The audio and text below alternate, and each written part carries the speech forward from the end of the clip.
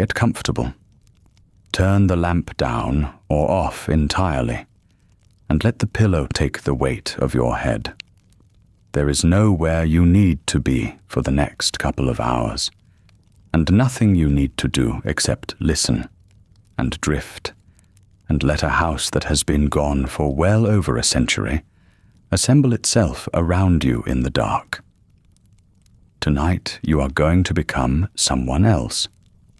Not a peasant, not a mill hand, not a maid on a back staircase, though we have spent nights in all of those lives before.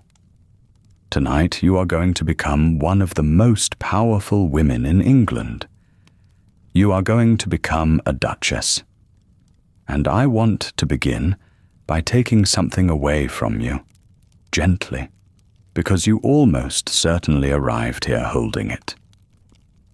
You have a picture in your head. Most people do.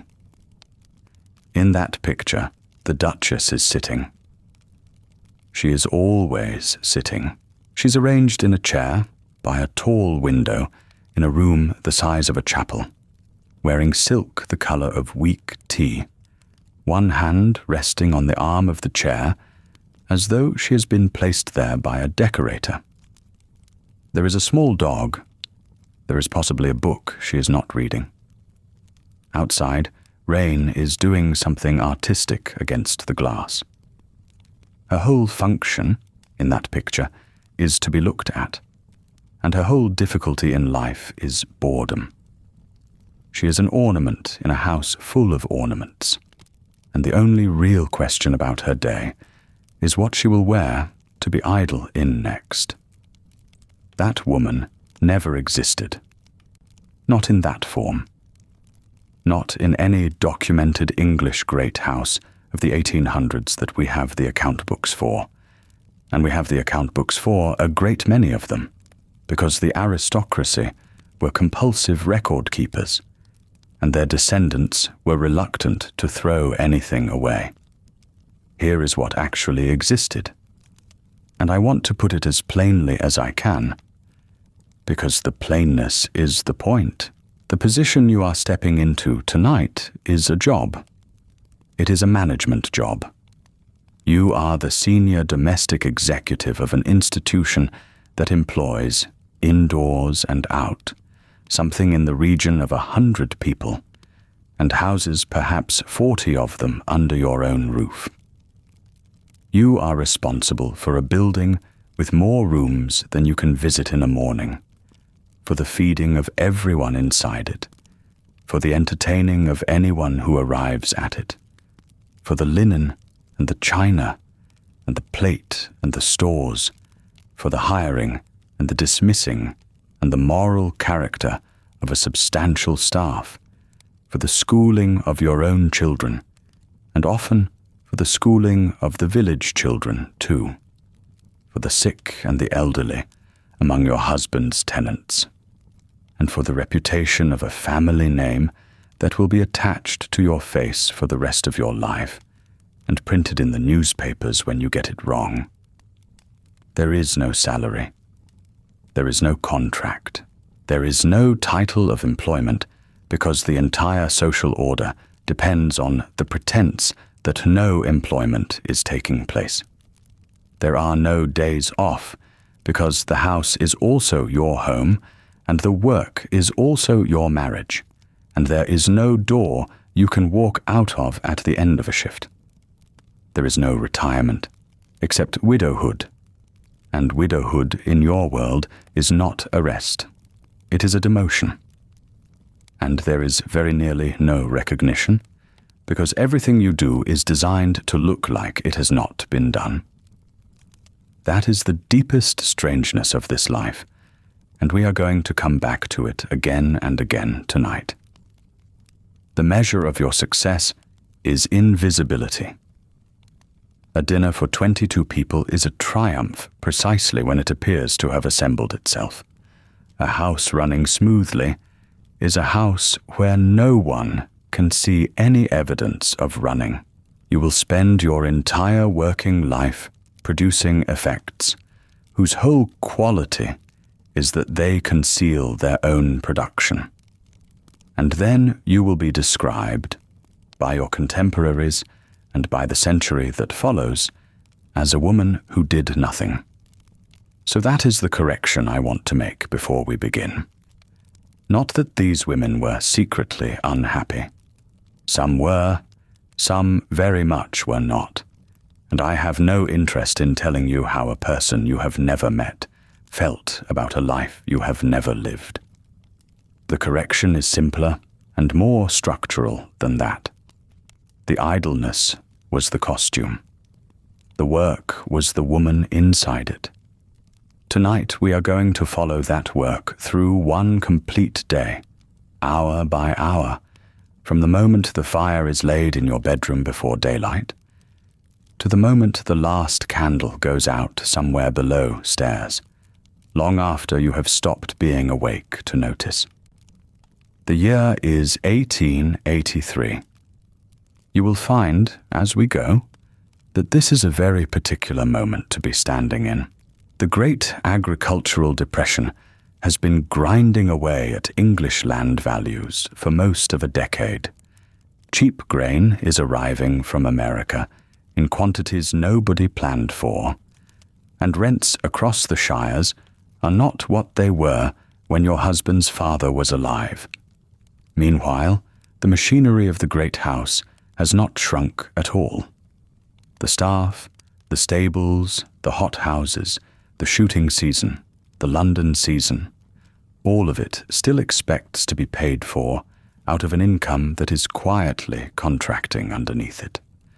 You will be doing arithmetic today that your mother-in-law never had to do. We will begin before dawn, in a bedroom cold enough that you can see your own breath, and we will not stop until well past midnight, when the last carriage has crunched away down the gravel, and the footmen are still standing in the hall, because they are not permitted to go to bed until the family has. Between those 2 points, you will wash and dress by candlelight, with another woman's hands doing most of the work. You will eat a breakfast laid out on a sideboard by people who rose 3 hours before you did. You will hold a formal daily interview with your housekeeper, keys and ledger and all, in which you will make perhaps 30 decisions before 11 in the morning, and not one of them will be written down anywhere as labor. You will open the household books and look at columns of figures that do not balance as comfortably as you would like. You will answer letters until your hand aches. You will walk out to a cottage on the estate with a basket that is both a genuine kindness and a precise instrument of social control. And we will spend some time on why it is both, because that is one of the more interesting knots of the whole century. You will change your clothes 4 times. You will pay calls that last exactly 15 minutes, because lasting longer would be an imposition, and lasting less would be an insult. You will sit for 1 scheduled hour with your own children, in a room they live in, and you do not. You will be laced into an evening gown that cost more than your under-housemaid will earn in 3 years, and you will walk into a room and be looked at, and while you are being looked at, you will be doing the seating arithmetic in your head one last time, because the order in which 22 people go in to dinner is not decoration, it is law, and getting it wrong is the kind of mistake people remember for a decade.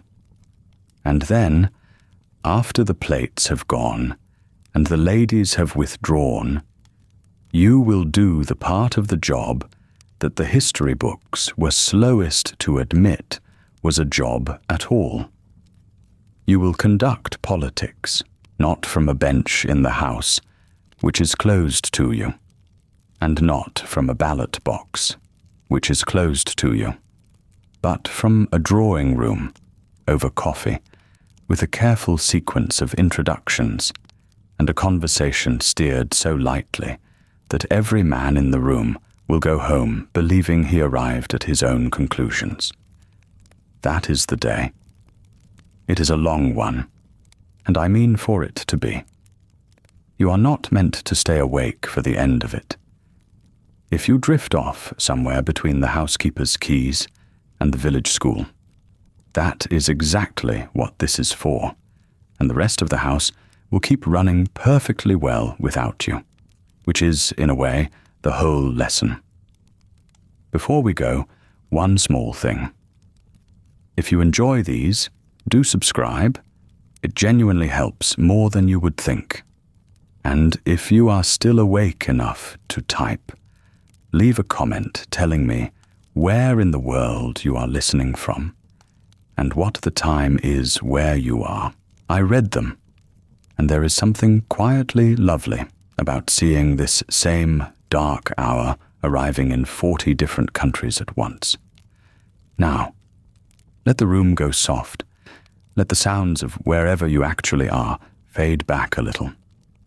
It is the last week of October, in the year 1883. It is a few minutes before 6 in the morning, and there is no light in the sky at all yet, not even the grey suggestion of it. The house you are lying in is very large and very cold, and at this precise moment almost entirely awake, though not in any part of it that you can hear. The air in your bedroom carries coal smoke faintly from a fire that went out hours ago, and something underneath it that is older than the smoke.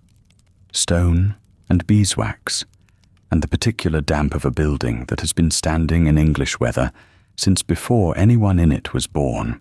Somewhere far below you, on a back staircase, you have walked down perhaps twice in 11 years. A girl of 19 is carrying a scuttle of coal up towards your door, in the dark, quietly, because she has been trained her whole working life to be a person you do not hear coming. Let us go back. You are 34 years old. You are a duchess, and you have been one for 11 years, which is long enough that the word has stopped sounding like it belongs to somebody else and started sounding like a job description. You were married at 23. Your husband is 14 years older than you, sits in the House of Lords, votes with a party rather than a conscience most of the time, and is at present asleep in a bedroom on the other side of a shared dressing room, because that is simply how bedrooms are arranged in houses like this one, and nobody in your circle would think it worth remarking on. You have 3 children. The eldest is a boy of 10, who is away at school for the first time this term, and about whom you think involuntarily, several times a day. Then a girl of 8. Then a boy of 4, who is upstairs in the night nursery, and who will not be brought to you until after breakfast, because the day has an order, and even affection has been fitted into it. The house is in the English shires, a long carriage ride from any city, set in a park that takes a good half-hour to cross on foot. It has been in your husband's family since the 1600s, though the front of it was rebuilt in a fit of confidence about 100 years ago, and is now the part that appears in engravings. Behind that handsome front there is a warren, backstairs, service corridors, a laundry, a still room, a brewhouse that no longer brews, a dairy, a gun room, cellars that run further than you have ever walked. 40 people sleep under this roof tonight, who are not related to you. That is the indoor staff. There are more outside. Gardeners, grooms, gamekeepers, the men who maintain the drives and the walls, and more again on the home farm. And beyond that, the tenants, who are not staff at all, but whose rents are the reason any of it moves. The estate runs to somewhere near 15,000 acres. The rents come in quarterly and are counted in a room downstairs by a man you see perhaps once a fortnight, and who knows more about the family's actual position than most of the family does. Those are the material facts. Now let us deal with the fiction that sits on top of them, because it is the single most important thing to understand about this day, and it will shape every hour of it. The great social fiction of your class, in this decade, in this country, is that a woman in your position does not work. Not that she works less, not that she works differently, that she does not work at all. It is stated as though it were a matter of biology. Work is what other people do in exchange for money, and money is a thing that arrives in your household without anybody in your household appearing to have done anything to summon it. Your husband does not work either, in this telling. He attends. He sits. He shoots. He speaks occasionally in a chamber where speaking is not employment but duty. And you are what the century likes to call the ornament of the house. That is the fiction. And here is the difficulty with it. The labor required to sustain that fiction is enormous, and almost all of it is yours. Consider what has to be true for a visitor arriving at 3 o'clock this afternoon to look around and think correctly that this is a well-run house.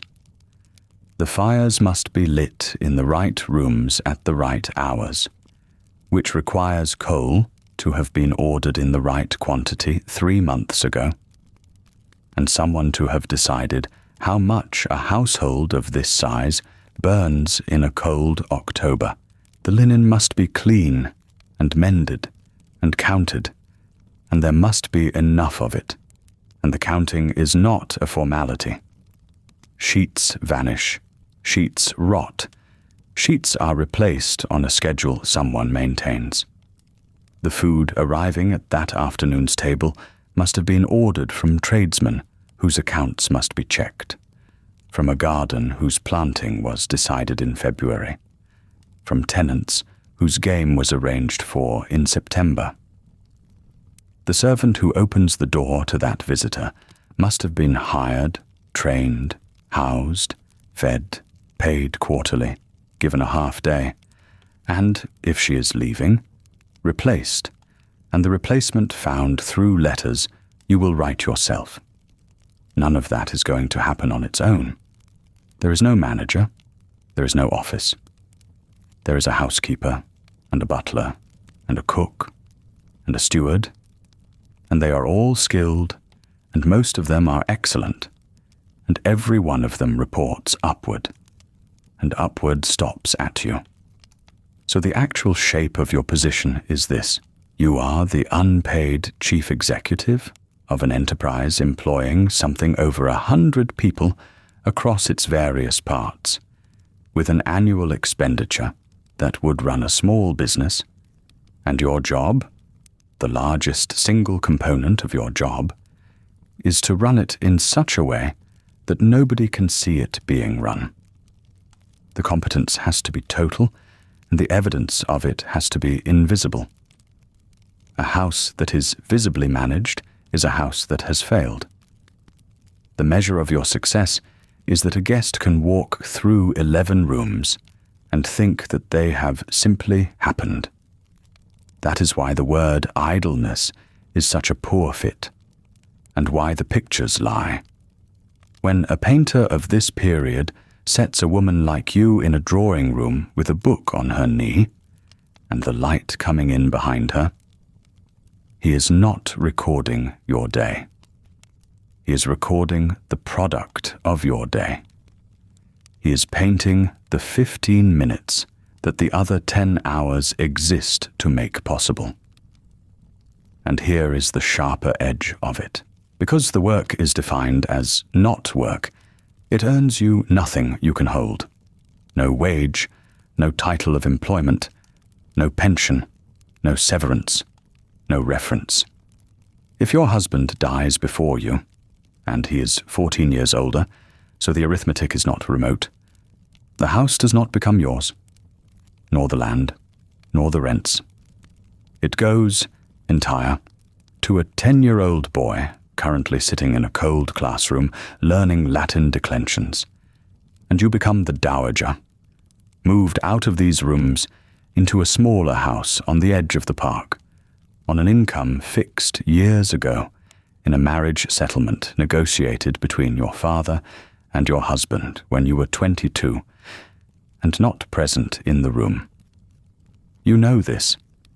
It is not a secret, and it is not tragic. It is simply the structure, and you have known its terms since before you signed anything. But it is worth holding in mind as you go through today, because it explains a great deal about why you are as careful as you are. Now, the scuttle of coal is on the landing. In about 90 seconds, there will be a knock, and it will be exactly the right kind of knock. Audible, but not enough to wake anyone who is genuinely asleep. A knock that has been practiced. Let me tell you what is coming. The first 2 hours belong to your own body. Washing, dressing, hair, the whole slow assembly of a person who can be looked at. That is not vanity, and by the end of it you may agree with me. It is closer to the way a soldier is issued a uniform. Then breakfast, which is quieter than you might expect, and involves a newspaper that has been ironed. Then, at 9:30 precisely, the housekeeper. She will come to the morning room with her keys and her book, and you will spend the better part of an hour on menus, stores, linen, a broken pane in the still room, and one difficult matter of staff. A housemaid who has given notice, and a character reference that will have to be written in a way that is honest without ending the girl's prospects. Then the household books, columns, ink. The week's expenditure set against what has actually come in, and the strange, specific anxiety of a very rich family that has less spendable money than the village supposes. Then the letters. There will be somewhere between 15 and 30 of them, all written by hand, and among them the invitations and the arithmetic of who may be seated beside whom. Around noon you will go out. The gardens, the head gardener and his hothouse grievances. Then further out to the village. A cottage where a tenant's wife has been ill for 3 weeks. A basket that is kindness and obligation in equal measure, and the school you pay for, and the schoolmistress who will report to you standing up in a cold room because she would not dream of sitting in your presence. Luncheon. Then the second full change of clothes, and the carriage, and afternoon calls. 15 minutes in a drawing room. The card left in the hall. The whole precise machinery by which reputation is assembled one visit at a time. Home by 5. The children for an hour, which is the part of the day you are most likely to lie about later, when you tell yourself you are with them more than you are.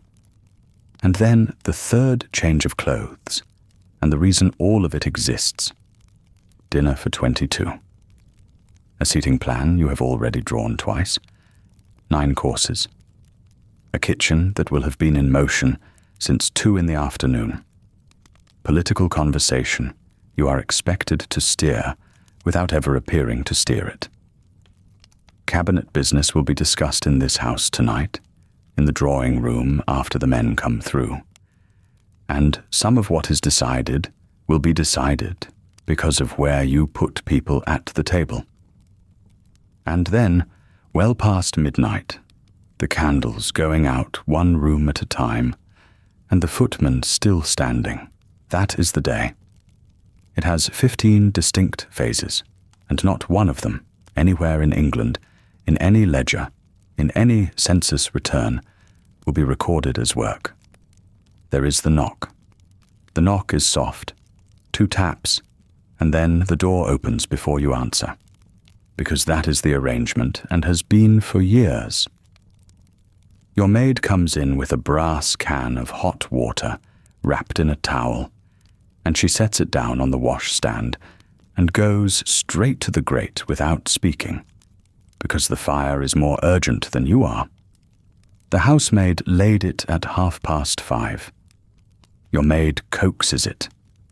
There is a moment where the coal catches properly, and the light in the room changes from the flat yellow of a single candle to something warmer and moving, and the shadows of the bedposts swing across the ceiling.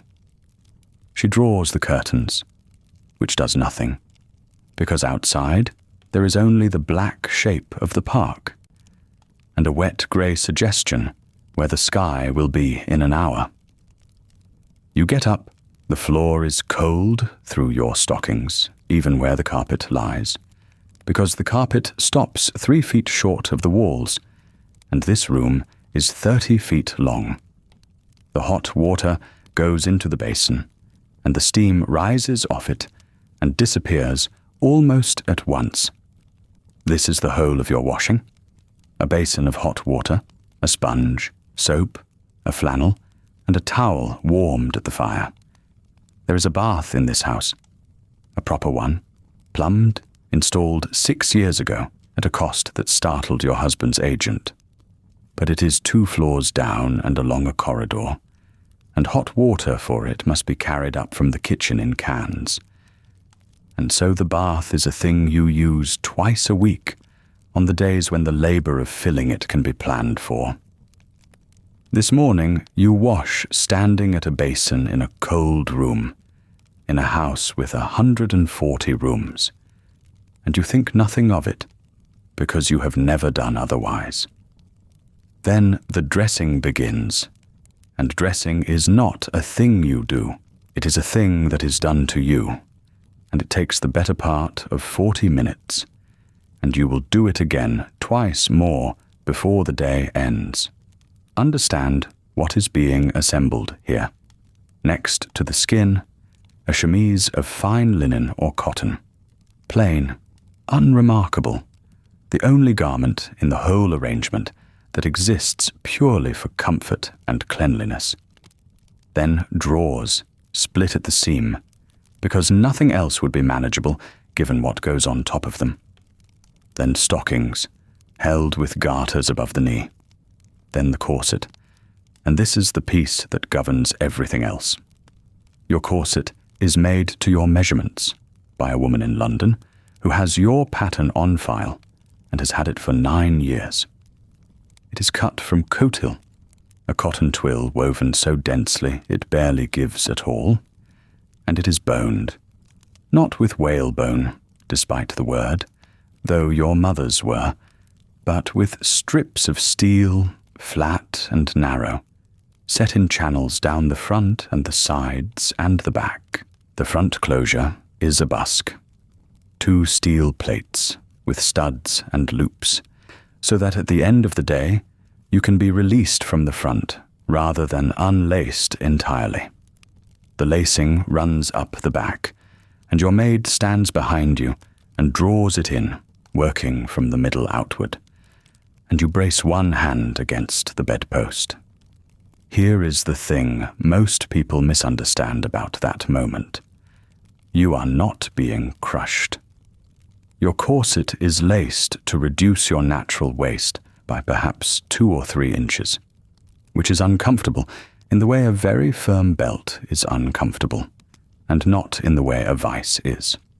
The famous horrors, the 16-inch waists, the diagrams of displaced organs, belong to a small number of extreme cases, to advertising, and to a genuinely fierce debate that was running in the medical journals and the ladies' magazines all through your adult life. What the corset actually does, every day, all day, is change how you sit and stand and breathe. You cannot slump, You cannot bend from the waist. You bend from the hips, which is why women of your class sit down the way they do, lowering themselves in one controlled motion. It is a posture machine. It produces, mechanically, the bearing that everyone reads as breeding. Over the corset, a corset cover, then a bustle. In this year, the bustle is coming back into fashion after a few seasons of relative flatness. And yours is a horsehair stuffed pad with steel half-hoops, tied at the waist, projecting behind. Then a petticoat, sometimes two, one of them flounced to give the skirt its shape. Then the dress itself, which is not one garment but two, a bodice and a skirt, made to be worn together, fastening with somewhere between 15 and 24 hooks and eyes, or covered buttons down the back, all of which are placed where you cannot reach them. That is the real reason a woman of your class cannot dress herself. Not vanity. Engineering. The fastenings are at the back because a back seam is smoother, and the front of the bodice must be unbroken to hold its line. And the fastenings are at the back because there will always be someone to do them. The whole assembly weighs somewhere between 8 and 12 pounds, depending on the season and the fabric, and rather more than that when the hem is wet. The dress you are put into now is a morning dress, and it is worth saying plainly why it is not the dress you will end the day in. Morning dress is high to the throat, long-sleeved, in wool or a firm silk, in a sober colour, and it is made to be worn in your own house, among your own household. It is the working uniform. At around 3 o'clock, you will change into an afternoon dress, which is more elaborate, made for being seen by people who are not obliged to like you, and at 7, you will change again into evening dress, which is cut low, short-sleeved or sleeveless, in silk or satin or velvet, and which is the only garment of the 3 that anyone would recognize from a painting. 3 changes is standard. 4 is common. A 5th if you ride, or if there is a garden party, or if the weather ruins a hem. Each change takes 20 to 40 minutes and requires another person. Now for the numbers, because the numbers tell the story better than the fabric does. A duchess in this decade might spend somewhere between £800 and £1,500 a year on clothing, and that figure would not raise a single eyebrow in your circle.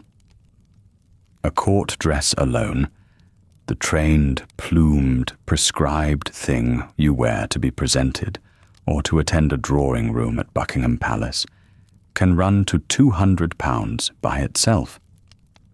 A good evening gown from a London house, or from Paris, is £30 to £60. A morning dress, made up by your own dressmaker from cloth you have chosen, perhaps 8 to 12. Set that beside the wages of the woman standing behind you at this moment doing up the hooks. A lady's maid in a great house in this year earns something like £30 a year, perhaps 35 if she is very experienced and has French, plus her board, her lodging, and her tea and sugar allowance, and in many houses the right to your cast-off clothing, which is a genuine and substantial part of what the position is worth. A housemaid earns 16 to 20 pounds, a scullery maid 12 or 14, a kitchen maid perhaps 18. So, one evening gown costs what a scullery maid earns in 3 or 4 years of her life. Your annual dress bill would pay the wages of every woman under this roof, several times over, and leave change. You know these figures. That is the part that is hard to sit with, and it is worth being honest about it. You are not ignorant of them. You approve the wage book. You have written out the numbers yourself. There is no version of this in which you are innocently unaware. There is only the version in which the arrangement is so old and so total that it does not present itself to you as a choice, any more than the weather does. And then there is the relationship itself, which is the strangest thing in this room. This woman has seen you at every hour and in every condition. She knows the state of your health before your husband does, and quite possibly before you do. She knows which of your gowns has been let out, and when, and why. She handles your correspondence when it comes up on the tray. She knows what you say in your sleep, if you say anything, because she has slept in the dressing room next door through 3 illnesses and 2 confinements. She dresses your hair, which means her hands are on your head for 20 minutes every morning of your life. In terms of sheer physical intimacy, she is closer to you than anyone alive. And she calls you your grace, and she stands when you enter, and she will never in her life sit down in your presence. And if she leaves this house, she will need a written character from you to get another position anywhere in England. And if you decline to give her one, for any reason or none, her working life is effectively over. That is the actual shape of it. Total intimacy and total power in the same person, in the same small, cold room, before 6 in the morning. Neither of you will ever remark on this. There is not a vocabulary for it. Your hair is done last, brushed out, oiled a little, and pinned into the plain, close arrangement that morning demands, with a false piece worked in at the back for volume, because everyone does this and nobody discusses it. No jewelry. The jewel box stays shut and locked until this evening, and what is in it is not really yours in any sense a lawyer would recognize. Most of it belongs to the family, held in trust, worn by whoever holds your position, and it will pass to your son's wife, whether you like her or not. A last look in the glass. The woman there is upright, contained, unhurried, entirely in command of herself, and she has been under construction since 6:15. 10 minutes to 8. Somewhere below, a door opens, and the smell of coffee comes up the stair. You go down.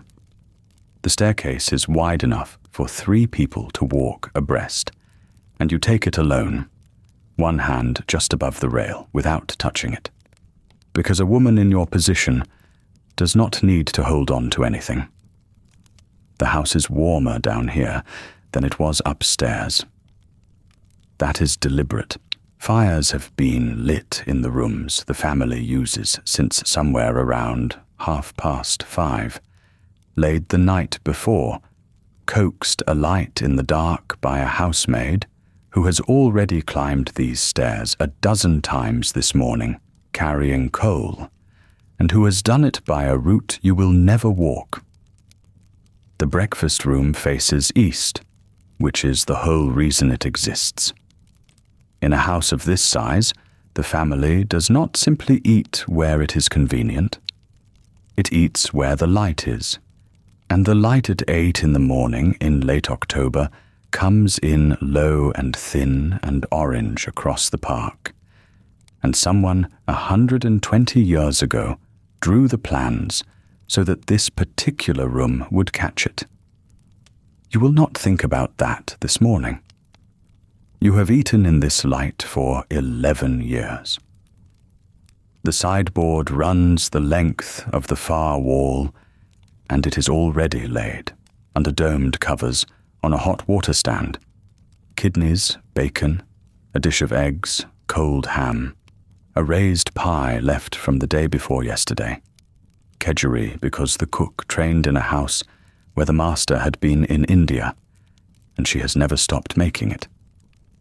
Toast in a rack, gone slightly cold, which is correct. Warm toast is considered a little coarse, and cold toast is what a rack is for. Butter, marmalade, honey from the estate hives, a pot of coffee and a pot of tea, both kept hot, both fresh, within the last 10 minutes. You take almost none of it. Toast, a boiled egg, tea. Most women of your class eat very little at breakfast and a great deal at dinner. And the enormous sideboard is not really about appetite. It is about the possibility of appetite. It is there so that anyone who came down, a guest, a brother-in-law, a man back from riding at 7, could have exactly what he wanted without anyone being asked to fetch it. The abundance is the point. The waste is absorbed. What is not eaten here goes down to the servants' hall, and what is not eaten there goes to the pigs, and nothing is thrown away, and no one at this table has ever thought about the sequence. The newspapers are on the side table, and they have been ironed. A footman has run a warm iron over each one, flat, to set the ink so it will not come off on your husband's hands. It takes him perhaps 4 minutes a paper. He does it every morning of the year. Your husband is here this morning, which is not always the case. When the house is sitting, he is in London for weeks together, and you run this place alone, which is in truth simpler. He reads.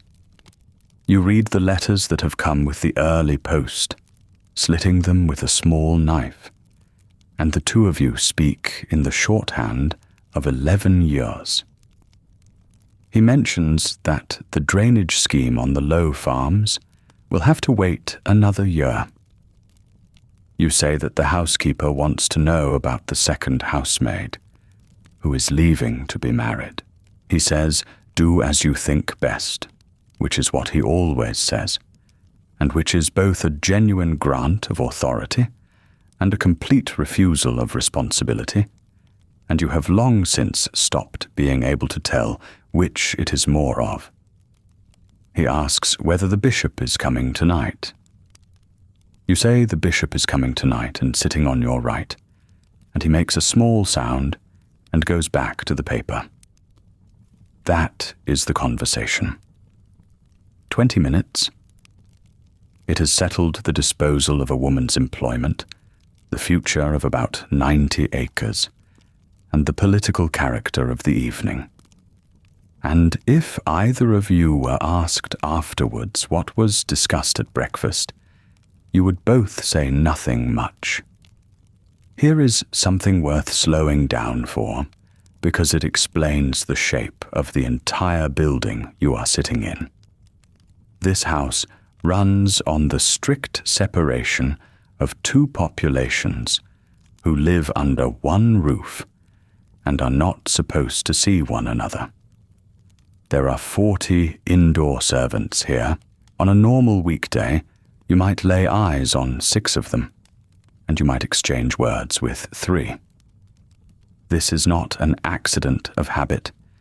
It is engineered into the architecture, deliberately, room by room, corridor by corridor. There are 2 staircases, and in a house like this, often 3.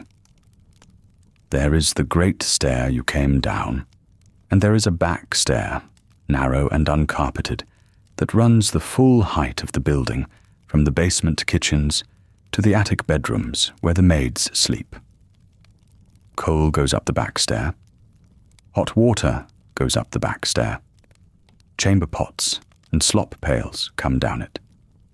The green baize door at the bottom of the main hall, heavy, faced in cloth to muffle sound, is a border post, and everyone in the house knows precisely which side of it they belong on.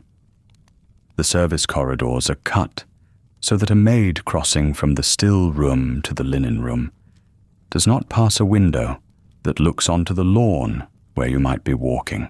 In some houses of this period, The kitchen is set 200 feet from the dining room, down a covered passage, with the result that hot food arrives lukewarm. And the architects did that knowingly, because keeping the smell of cooking out of the family's rooms mattered more than the temperature of the soup. The servants' hall is in the basement. The bells that call them are in the basement too. A whole board of them, each labelled with a room, each rung by a wire that runs inside the walls for 60 or 80 feet. The effect of all this, the thing it is genuinely designed to produce, is a house in which enormous quantities of labour happen continuously and invisibly. Fires appear lit, water appears hot, rooms appear cleaned, meals appear on sideboards. The whole apparatus of your comfort operates behind panelling, and the ideal, stated openly in the household manuals of the period, is that a well-trained servant should be able to enter a room, do what is required, and withdraw without the family being conscious of it. The hours are separated as completely as the corridors. The kitchen staff were up at 5:30. The scullery maid was up before that, lighting the range, which takes the better part of an hour before it will cook anything. By the time you sit down to toast at 8, a good deal of the household's working day is already spent.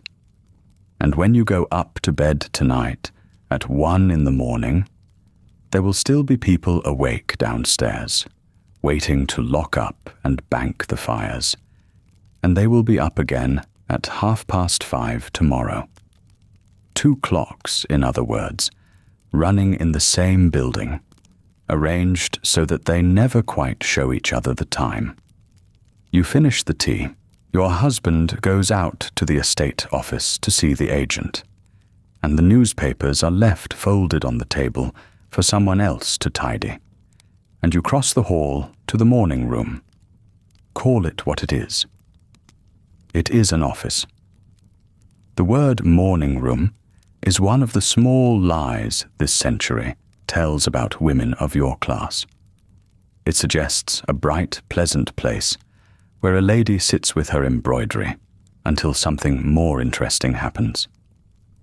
What is actually in it is a writing desk with a sloped leather top and a locked drawer, a blotter, a standish with 2 inkwells, a supply of black-edged paper for condolences kept separately from the ordinary sheets, a stick of sealing wax, a box of visiting cards, a bell pull, a wastepaper basket, a small bookcase, and 2 ledgers you will open before 11. There is a work basket in the corner. It has been there 4 years, and there is the same unfinished piece of canvas work in it that was there 4 years ago. This is where the household is actually governed. From this desk, you order the food that 48 people will eat, engage and dismiss the staff, settle the tradesmen's accounts, plan the entertaining that keeps your husband's political interest alive, direct the estate charities, correspond with 3 counties, and manage the reputation of a family name that is older than the building. None of it is called work. There is no word for it in the language of your class. When your husband's cousin writes to ask what you have been doing, the honest answer would take an hour to explain, and the answer you will actually give is very quiet here. Nothing much. The letters are stacked on the left of the blotter, sorted by the footman. The ones in known hands on top, the printed appeals below. Anything from a solicitor or a bank placed separately and squarely in the middle, where it cannot be missed. You take the first one. It is from your husband's aunt, who is 79, who lives alone at the dower house 9 miles off, and who writes twice a week in a large, sloping hand. This letter is 4 sides. 3.5 of them concern a dispute with her gardener about the placement of a bed of asters. The last half-page, almost in passing, mentions that she has not been sleeping, and that the doctor has been. You read that half-page twice. She wants an answer today. Not about the asters.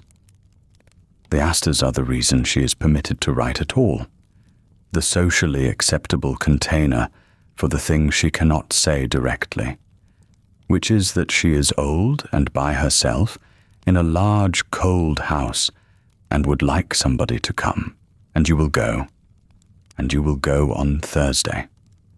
And the whole business of arranging it, the carriage, the shifting of 2 other engagements, the note to the housekeeper about the Thursday menus, will take you 11 minutes at this desk and will never be mentioned by anyone as an accomplishment of any kind.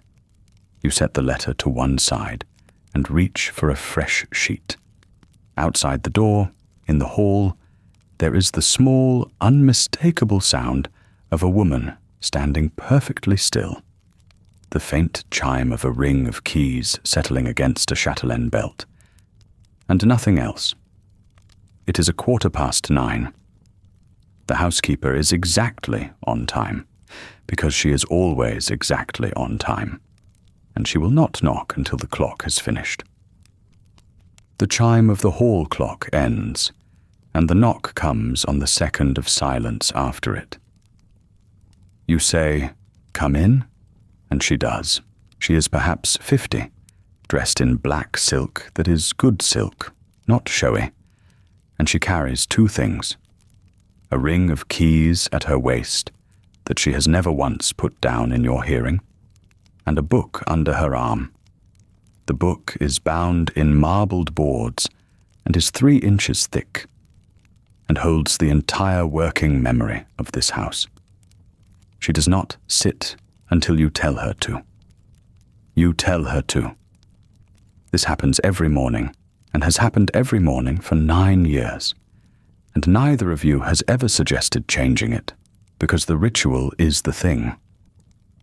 If she sat without being asked, something in the arrangement would have shifted, and both of you would have to work out what. "Good morning, Your Grace." "Good morning." The fires in the blue bedrooms. "Attended to since 7, ma'am." The chimney sweep is expected Tuesday for the West Range.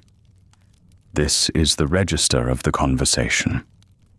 Neither of you wastes a syllable.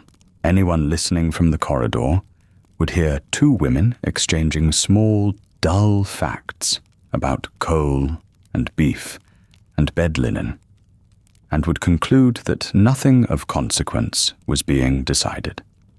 In the space of the next 20 minutes, the 2 of you will settle the labor of 40 people, the feeding of 31, and a matter of money that would keep a farm laborer's family for a year. The book opens on her knee. She reads without notes, which is a form of showing off she has earned. The menus first. Luncheon for the family and whoever is in the house, which today is your husband's secretary and a land agent who has come about drainage in the eastern fields. Cold beef, she suggests, since there is a great deal of it left from Saturday, and it will not keep past tomorrow. A soup. The pears from the south wall, which are at their best this week, and will be over by the next. You agree to all of it in about 11 seconds. Dinner is the real business. 22 at table tonight. She has drafted a menu of 8 courses and reads it to you in the flat voice of a woman reading a shipping list, and you stop her twice. The second entree is too close in character to the fish that precedes it. And one of tonight's guests, a bishop's wife, does not eat game, which is not written down anywhere, but which you have carried in your head since a dinner in the spring of last year, where you watched her leave a partridge untouched and asked nobody about it and simply remembered. The housekeeper makes a small mark in her book. She had not known that. She knows it now, and she will know it in 15 years. The stores next. 200 weight of flour came in on Thursday, and the price has risen again. There is a question about candles. The house burns an astonishing quantity of candles. The servants' halls on tallow, the family's rooms on wax, and the difference in cost between the two is the sort of thing that appears nowhere in any romantic account of a house like this, and everywhere in the accounts of one. 12 dozen wax candles have gone in a fortnight. She raises it not as a complaint, but as an item, the way a purser raises a discrepancy. The linen count was done yesterday. 4 sheets from the second-floor bedrooms are past mending and should be cut down for the servants' rooms, which is where sheets go to finish their lives in this house. 3 tablecloths are at the laundry, and 1 has a scorch that will not come out. And there is a broken window in the still room. Not broken by anyone, she says carefully, which means broken by somebody, and she has decided the matter is closed. The glazier can come Friday. She would like your authority to have him come Friday. You give it. Here is what is easy to misunderstand about that exchange. She did not need your authority. She could have summoned the glazier herself, and no one would have questioned a shilling of it. What she needed was for the decision to have passed through you, so that it is your decision, so that if the glazier's bill is queried in 3 weeks, it is queried against your name and not hers. The whole architecture of the house runs on this. Responsibility flows upward to be absorbed. Instruction flows downward to be executed. And the person at the top of the domestic pyramid, which is you, is the place where the risk finally stops. This is worth slowing down for, because the shape of the household beneath the two of you is not obvious and was not accidental. Below stairs, the establishment divides into 2 nations. There are the upper servants, the house steward, the housekeeper, the butler, the cook, your own maid, your husband's valet. And there are the lower servants, which is everyone else. The upper servants do not eat with the lower ones. They begin the meal in the servants' hall, and then, after the first course, rise and process to the housekeeper's room to finish in private, in an order of precedence as exact as anything you will observe at your own table tonight. The kitchen maids call this the pug's parlour behind their hands. Nobody says it above a whisper. The butler commands the male indoor staff. The footman, of whom you keep 4, matched roughly for height, because a pair of tall footmen behind a carriage was a visible statement of income. The odd man. The hall boy, who is 14 and whose entire working life is carrying coal and cleaning boots. The housekeeper commands the female staff. Housemaids, still-room maid, laundry maids. The cook rules the kitchen absolutely and answers, in practice, to nobody but the housekeeper and to you, and even then with a certain implied threat, because a good cook can leave on Friday and be engaged elsewhere by Monday, and everyone in the room knows it. Outdoors is another country entirely. The head gardener with his under-gardeners, the coachman, the grooms, the gamekeepers, and they answer to the land agent and the steward, not to the house. 40 indoors. Something over 60 when you count the stables and the gardens. In a village of 400 people, this household is the largest employer for 9 miles in any direction. Now the money, because the numbers are the part that makes the scale real. Your housekeeper is paid something in the region of £60 a year. The house steward, above her, perhaps 80 or 100, sometimes more in the greatest houses. The butler, 70. The cook, if she is French or has trained under someone French, may be paid more than any of them, which is a permanent low-grade scandal in the servants' hall. Your own lady's maid takes about £30. Descend from there, and the figures fall away quickly. A first housemaid, perhaps £25. A second housemaid, 18. A scullery maid, £12 a year, and she is 15 years old and rises at 5:30 to light the kitchen range so that everyone else's day can begin. £12 a year is not quite 5 shillings a week. But that is not the whole of it, and honesty requires the rest. On top of the wage comes board, 3 meals daily, meat every day, which is more meat than an agricultural labourer's family will see in a month, and lodging, and beer money, and a dress allowance for some, and coal and candles, and cast-off clothing which the upper servants sell on. A place in a great house was, in strict material terms, one of the better outcomes available to a girl from a cottage in 1883. That is not the same as saying it was a good one. It is only saying that the alternatives were worse, and that this is the arithmetic on which the whole system rested. Add it together, and the indoor wage bill of this house runs to something like £900 a year before a single candle is lit or a single joint of beef is bought. Then there is the last item in her book, and she has left it last on purpose. The second housemaid is leaving. Not dismissed.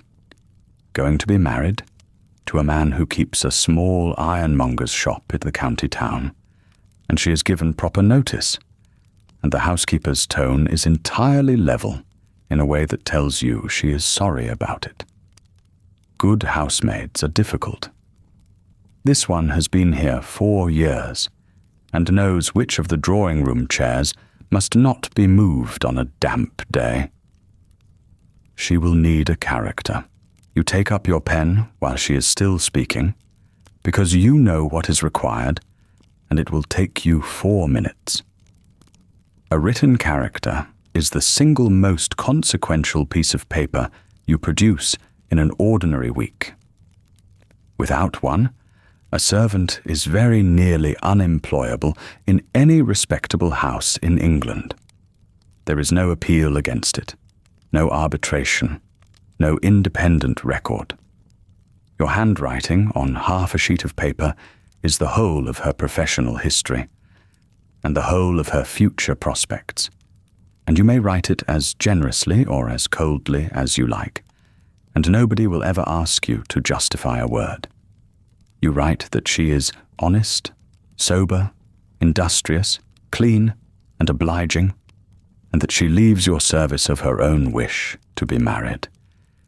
You write it warmly, because it is true, and because you are aware, in a way you do not examine closely, of exactly how much power is sitting in your right hand. The blotter comes down. The paper goes across the desk. The housekeeper reads it, folds it, and something in her shoulders eases very slightly. Thank you, Your Grace. The book closes. She rises, and the keys chime once as she comes upright, and she goes out and shuts the door behind her without any sound at all. 23 minutes, 40 people directed, 8 courses approved, a wage bill administered, a window repaired, and a young woman's entire working future written and sealed. There is no record of it anywhere. Not in the household books, which record only money.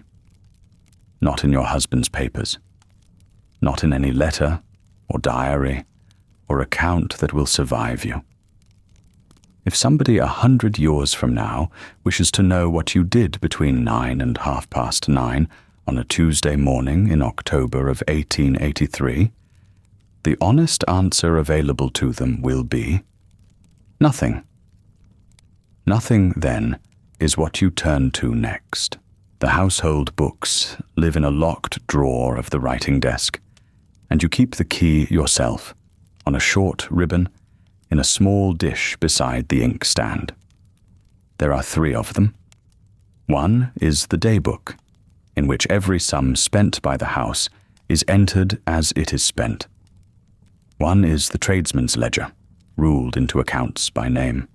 The butcher, the fishmonger, the grocer in the county town, the corn merchant, the coal merchant, the saddler, the chemist. And one is thinner and older and belongs to you alone, and we will come to it. You open the daybook flat and weight the pages with a paper knife, because the spine is stiff and wants to close. The housekeeper's hand fills the left-hand columns in a small upright script. Yours goes in the right. Butter, 14 pounds, 1 and 8 pence the pound. Beef, the side, from the home farm, entered at valuation rather than cost. Candles, 4 dozen. Soap, soda, blacking, sugar in a loaf, to be broken in the still room. Tea at 3 shillings and 4 pence, which is a price that has come down considerably in your lifetime, and which your mother-in-law still speaks of as though it were an extravagance. Coal, delivered, 11 tons, which sounds enormous and will not last the month, because there are fires in 26 rooms, and the kitchen range does not go out from March to March. You go down the column with the tip of the pen, not writing, only touching, and you add as you go. You are quick at it. You have been doing this for 11 years, and you were taught it badly and briefly by a governess who thought arithmetic unfeminine, and taught it properly afterwards by necessity. This is the least glamorous half-hour of your day, and it is the one on which everything else rests. Here is something worth slowing down for, because the numbers themselves tell a story that the portraits in the long gallery do not. The estate runs to something over 18,000 acres. The rent roll, what the tenant farms bring in, gathered at Lady Day and Michaelmas by the agent, and paid over in 2 great lumps, comes to somewhere near £22,000 a year. Written down like that, it looks bottomless. Set against the wages of the scullery maid, who has £12 a year, and her food, it looks obscene. Now spend it. The indoor servants cost, in wages alone, something close to £1,500. The outdoor staff, gardeners, grooms, coachmen, keepers, the men on the home farm, cost rather more than that again. Their food is a separate line, and a large one, because 40 people eat every day, whether or not the family is at home. The horses eat. The house eats coal in quantities that would keep a village warm. The roof of the west wing has wanted attention since before you married, and will want it again after you die. The agent takes his salary. The estate carpenter, the estate mason, the estate blacksmith all take theirs. Then there is the interest. There is almost always interest. Your husband's grandfather borrowed to build the south front, because the old south front was Jacobean and unfashionable, and the debt he raised against the land in 1821 has never been cleared, only refinanced. It is charged on the estate. It goes out before anything else goes out. It will still be going out when your eldest son is an old man.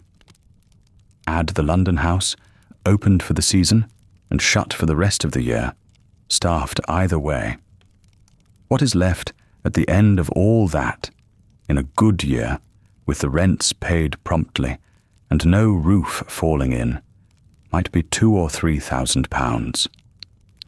In a poor year, there is nothing left, and the shortfall is met by borrowing a little more, and the interest column grows a little longer, and nobody speaks of it at dinner.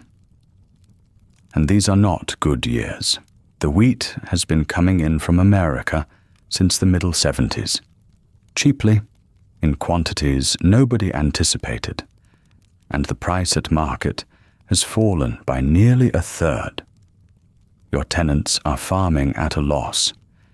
2 of them have asked for abatements of rent this Michaelmas, and the agent has recommended granting both, because the alternative is empty farms, and an empty farm brings in nothing at all, and costs money to keep from going back to scrub.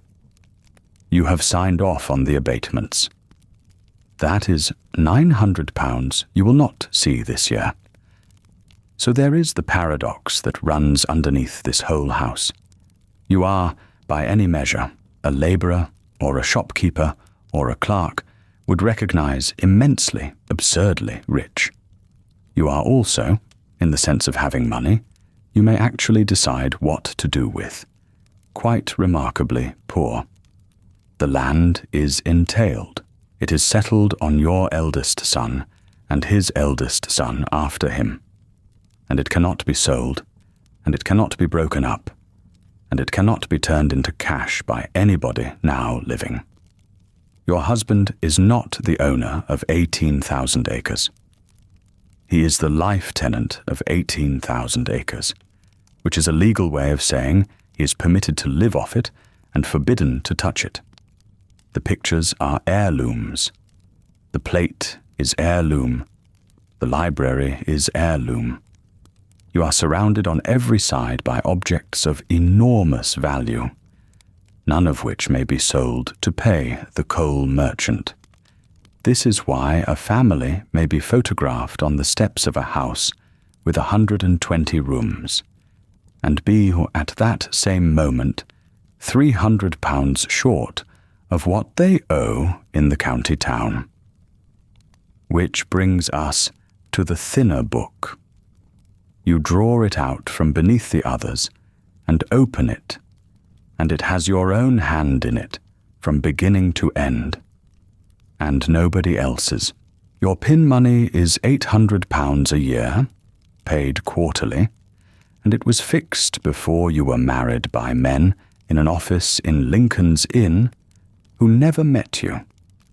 It is written into the marriage settlement in a clause of about 40 words, and it is the single most important sentence in your life. It came from your father's side of the negotiation. His solicitors argued it up from 600, and the argument took, you were told afterwards, most of a February. Out of it comes your clothing.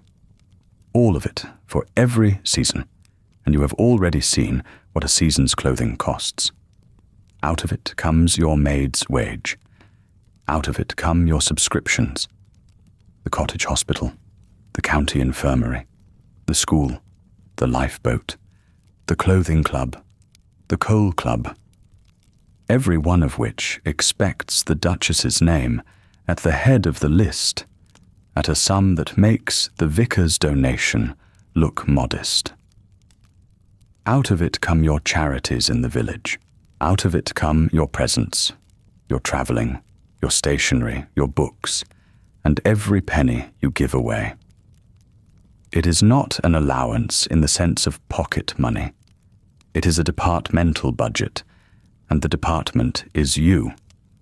And when it runs out, as it did in the spring of last year, when the London season went long, and the dressmaker's account, and the milliner's account, and the flowers for 2 evening parties fell in the same quarter, there is nothing to be done but wait for the next quarter day, or go to your husband and explain, which is a conversation of a particular texture that you would rather not have twice. He would give it to you.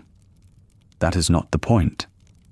He would give it to you kindly and without a word of reproach, and you would still have had to ask. And the asking is the thing. You have known women whose settlements gave them 200 a year and expectations of 500. You have known one who had no pin money written in at all, only an understanding, and understandings are not enforceable. And she is 50 now and has to request the price of a railway ticket. You total your column. You are this quarter within about £30 of where you ought to be, which is as close as you ever manage, and you allow yourself a small and entirely private satisfaction about it that you would not admit to anybody in the house. Then the tradesman's ledger, and the one genuine piece of power in the morning. The account from the corn merchant has an item in it that you do not accept. Oats delivered on the 4th at a quantity that does not match the stable book, and at a price a full shilling above what was agreed in the spring.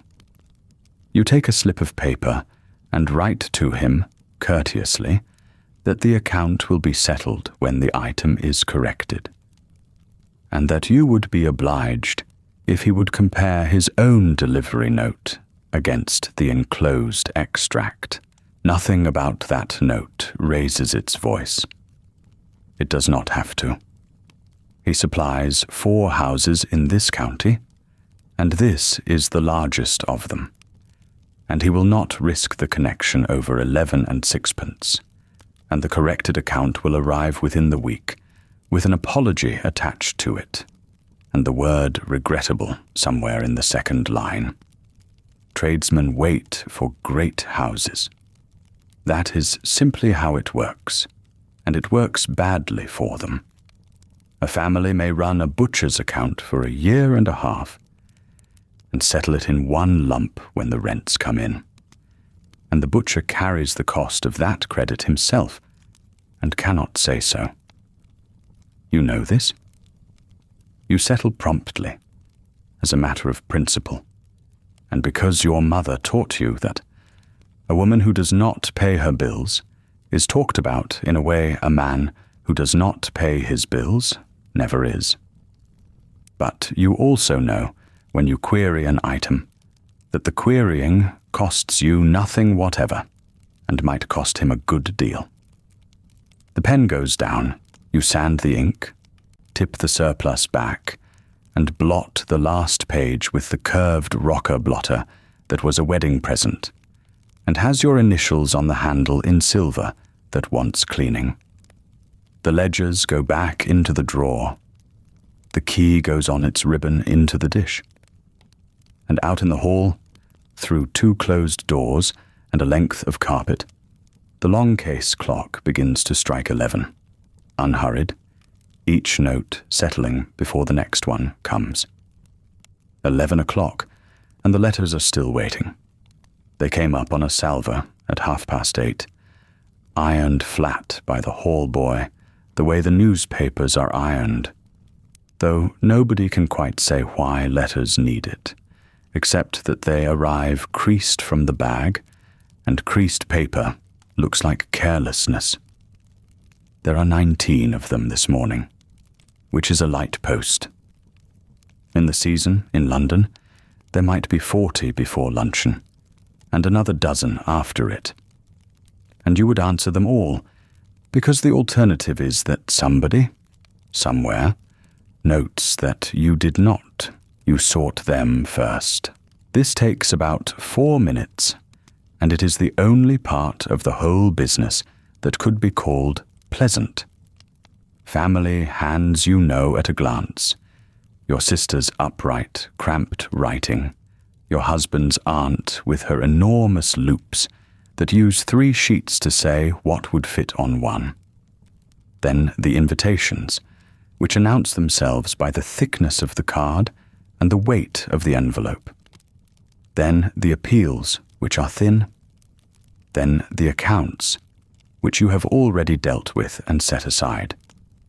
Then the 2 or 3 you cannot place at all, and those go last, because unfamiliar handwriting almost always means somebody wants something.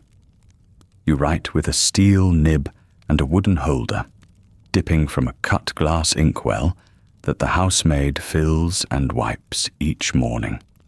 The paper is your own, with the house name across the top in dark blue, and no crest, because a crest on ordinary correspondence would be considered a little loud, and your mother-in-law would mention it. The envelopes are stacked to the left. The stamps live in a small brass box with a hinged lid, and a stamp costs 1 penny, and you will use 9 or 10 of them before the tray goes down. Here is the thing nobody accounts for.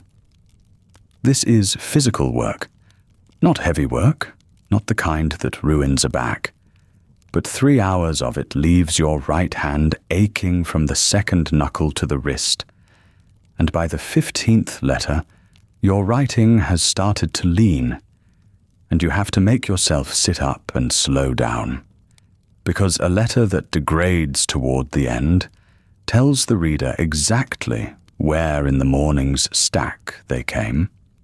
Women of your class wrote, by any honest estimate, somewhere between 8 and 15,000 words a week in personal correspondence.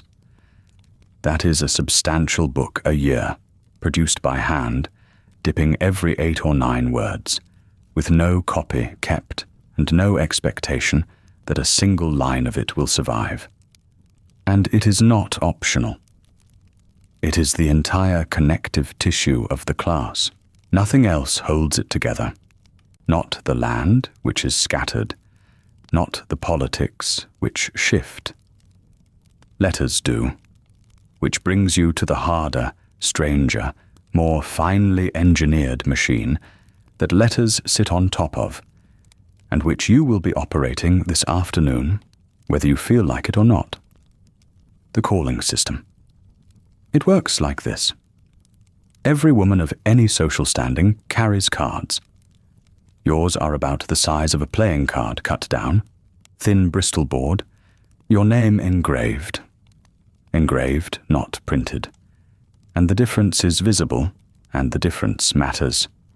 Reading Her Grace, the Duchess and nothing else, because the address is understood by anybody entitled to have the card. Your husband's cards are narrower and taller, and he carries his own. And when you call together, you leave his as well as yours, 2 of his and 1 of yours, because his are left for both the master and mistress of the house, and yours only for the mistress. A man's card is never left for a woman alone. There is no reason for this. It is simply the rule, and everybody knows it. And a woman who leaves the wrong count of cards has told the household something about her upbringing that she cannot take back. Then the corners. If you call in person and the lady is at home, you go in. If she is not at home, and not at home frequently means she is upstairs and has decided she is not at home, which is a permitted fiction that nobody resents. You leave a card, and you turn down the upper left corner to signal that you came yourself and did not send a servant with it.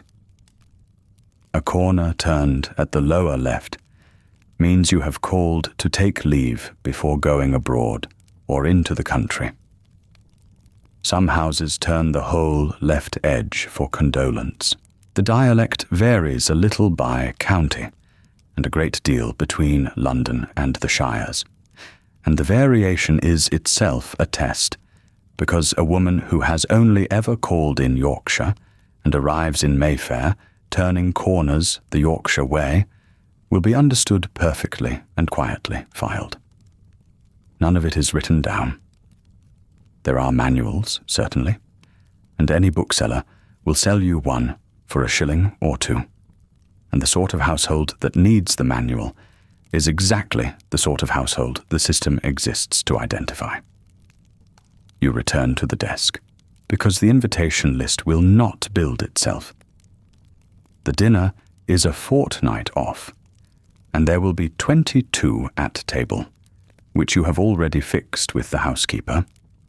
And now you have to decide who the 22 are, and the deciding is not hospitality. It is arithmetic. 22 means 11 of each, ideally, so that nobody goes in unpartnered, and nobody sits beside their own husband, which is considered dull and slightly sad.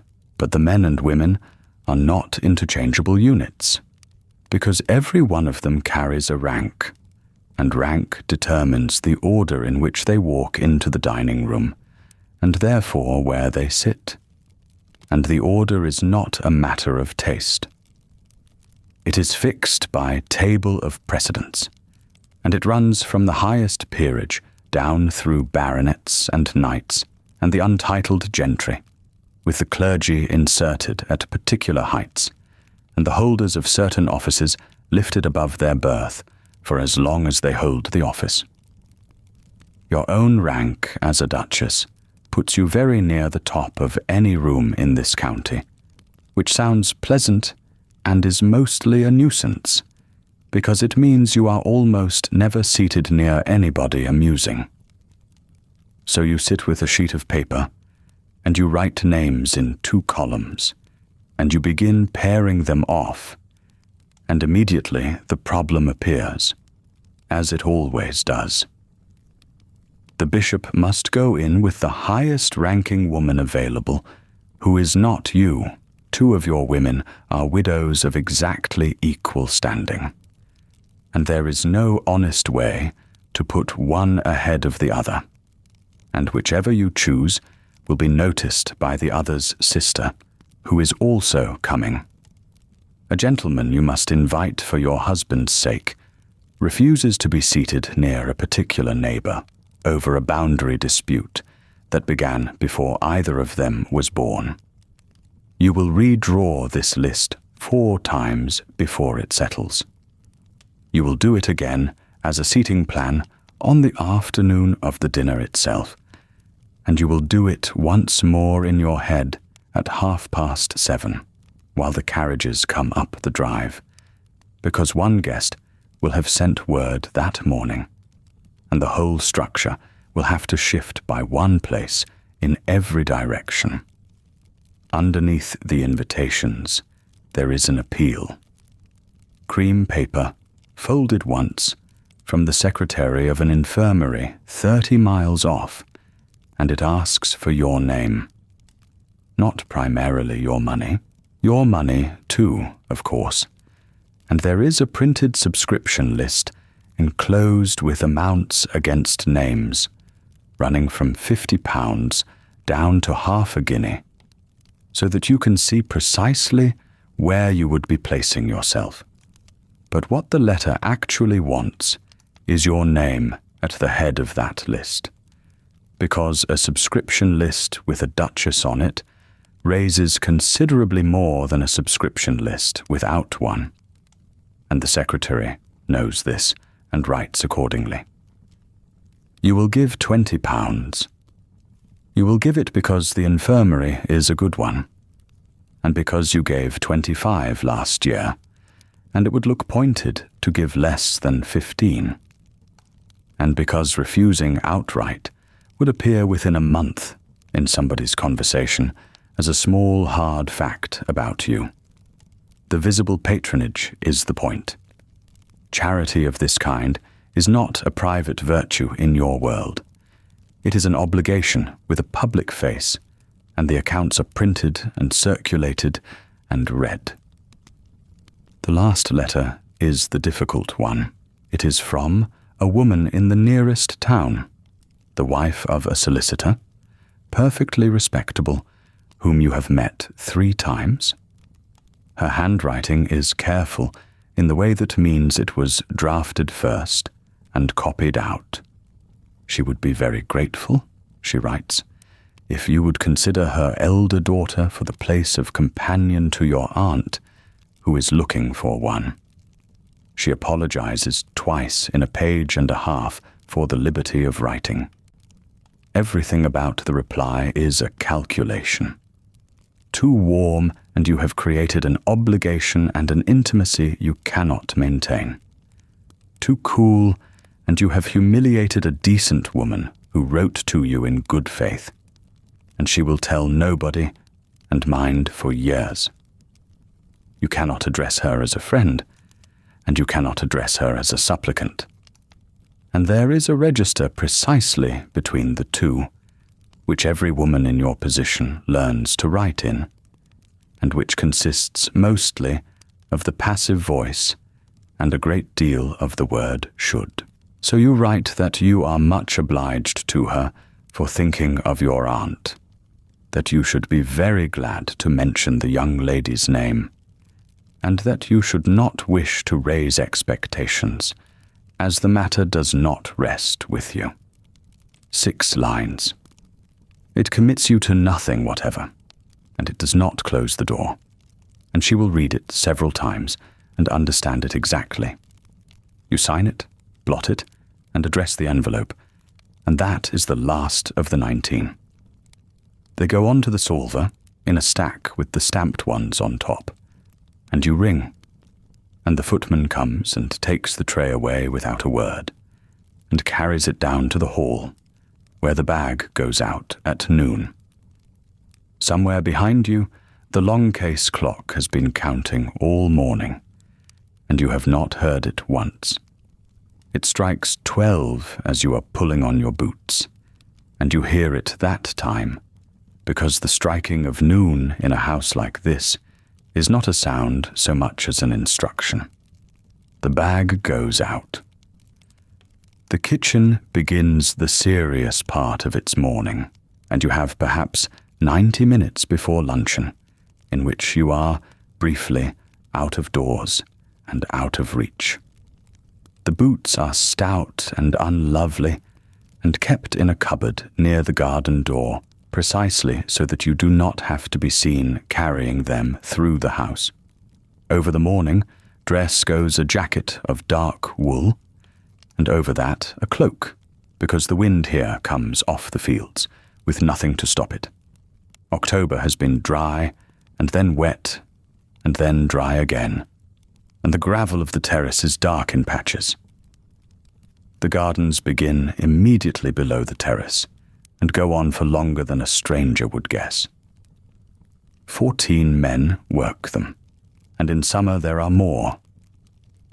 You go down the steps and along the yew walk, and the head gardener is already coming up towards you from the direction of the glass houses, because he has been told you would come at noon, and he has been waiting since 10 minutes before, in the way that men who work for you always seem to have been waiting since 10 minutes before.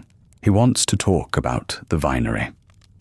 The heating flue at the eastern end has been drawing badly since the summer, and if it is not put right before the frost sets in properly, he will lose the young canes at that end, and the grapes for next season with them. He has had a man look at it. The man says the brickwork behind the furnace wants rebuilding, and it cannot be done in a day. He would like to know whether he may have it done now, in the slack weeks, or whether he is to wait until after Christmas. You ask what it will cost. He says something under £30 if the same man does it, more if it goes to a firm from the town. You ask whether the grapes matter, which is not a foolish question, and he tells you that they matter a great deal, because there will be a shooting party in the 2nd week of December, and the dessert at those dinners is looked at very carefully indeed by people who have vineries of their own. So you tell him to have it done now, and you make a note of it in the small book you carry, and it will appear in the ledger in 3 weeks, as a line you will already have forgotten authorizing. Then he takes you through the glass houses anyway, because that is the real purpose of the interview from his side. Peaches trained flat against a warm wall. A house of ferns kept at a temperature that fogs your spectacles if you wore them. Melons in frames, and a pinery, which is to say a heated house for growing pineapples, in a country where a pineapple has no business existing at all. That is rather the point of it. Everything under this glass is a demonstration that the estate can afford to overcome the weather. You admire what you are meant to admire. You ask after his wife, who has been ill. You come out at the far end into the cold air, and go on down through the park gate towards the village. And he goes back to his men with the day's authority in his pocket. The village is 3/4 of a mile off along the lane, and you walk it, because walking it is part of what you are. Here is something easy to misunderstand about this. It looks like charity, this walk. It is not charity. It is administration conducted on foot, and everybody involved knows it. The estate holds something over 9,000 acres. Perhaps 200 of those are park and garden. The rest is let to tenant farmers, 26 of them, on leases of varying age, and those farmers in turn employ the labourers who live in the cottages you are walking past. The cottages belong to the estate. The church living is in your husband's gift, which means he chooses the clergyman. The school was built with estate money on estate land. The land drains, the fences, the roofs, the gates, and in most cases the well or the pump each row of cottages draws from. All estate. So when you carry a basket into a cottage, you are not a benevolent stranger arriving from outside the situation. You are the landlord's wife arriving inside a system that you and your husband largely constitute. The people in that cottage pay rent to you, work land you own, drink water you are responsible for, and send their children to a school you fund and inspect. That system had a name at the time, though nobody used it out loud: paternalism. It ran on an exchange that was never written down anywhere. From above came the cottage at a rent below what it would fetch on the open market, the coal at Christmas, the blankets, the broth from the kitchen when somebody was laid up, the doctor's bill quietly settled, the schooling, the shilling put in a hand at a funeral. From below came rent paid on time, deference, sons who did not poach, daughters who came into service at the house when asked, and, before the ballot became secret in 1872, a vote that went the way the estate went. It was not a fraud. The blankets were real blankets, and the coal was real coal.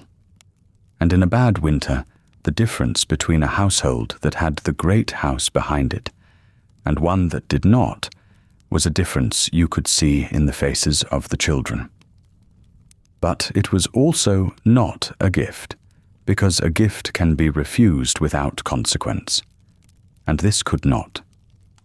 Consider what the arithmetic looked like from the other side of the door.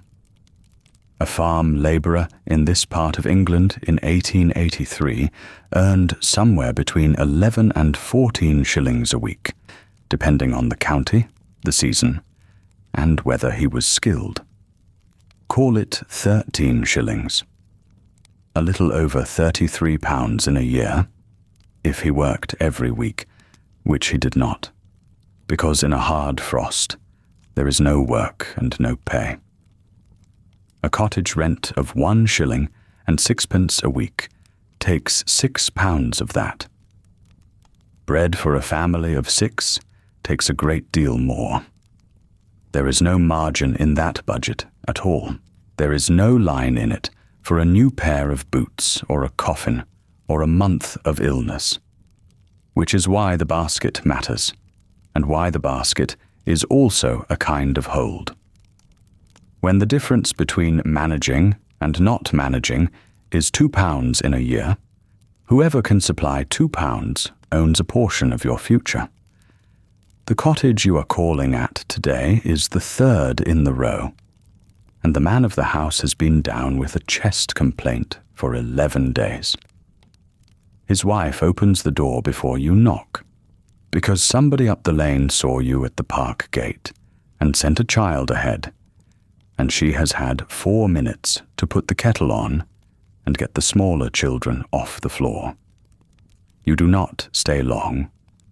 You never stay long, partly out of tact, and partly because a long visit is an imposition on a room where there is nowhere for you to sit that is not somebody's seat. You ask how he does.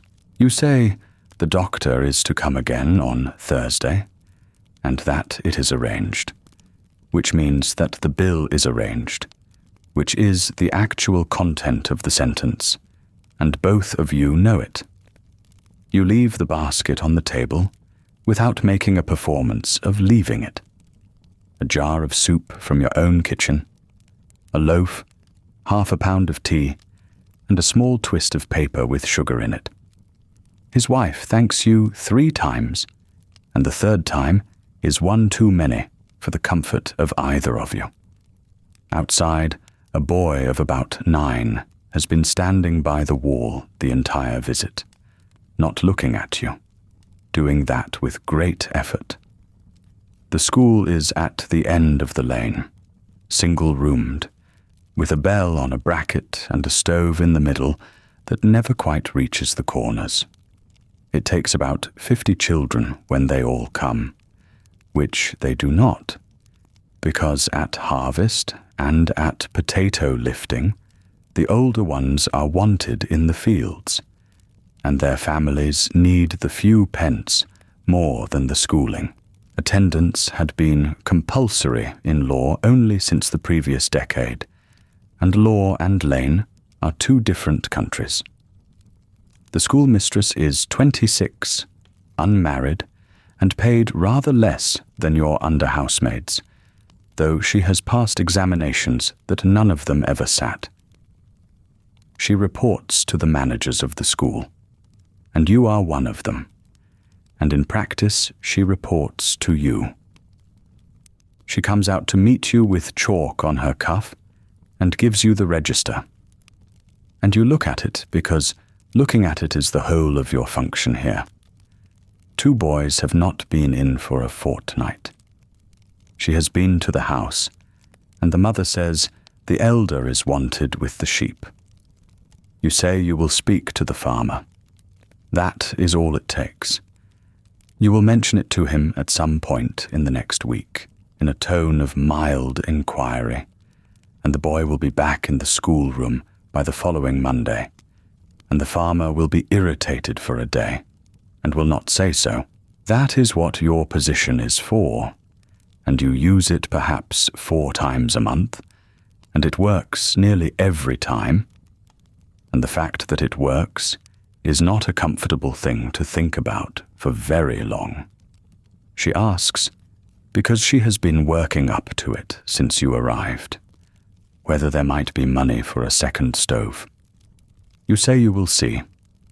You mean it, and you also know what the vinery has just cost.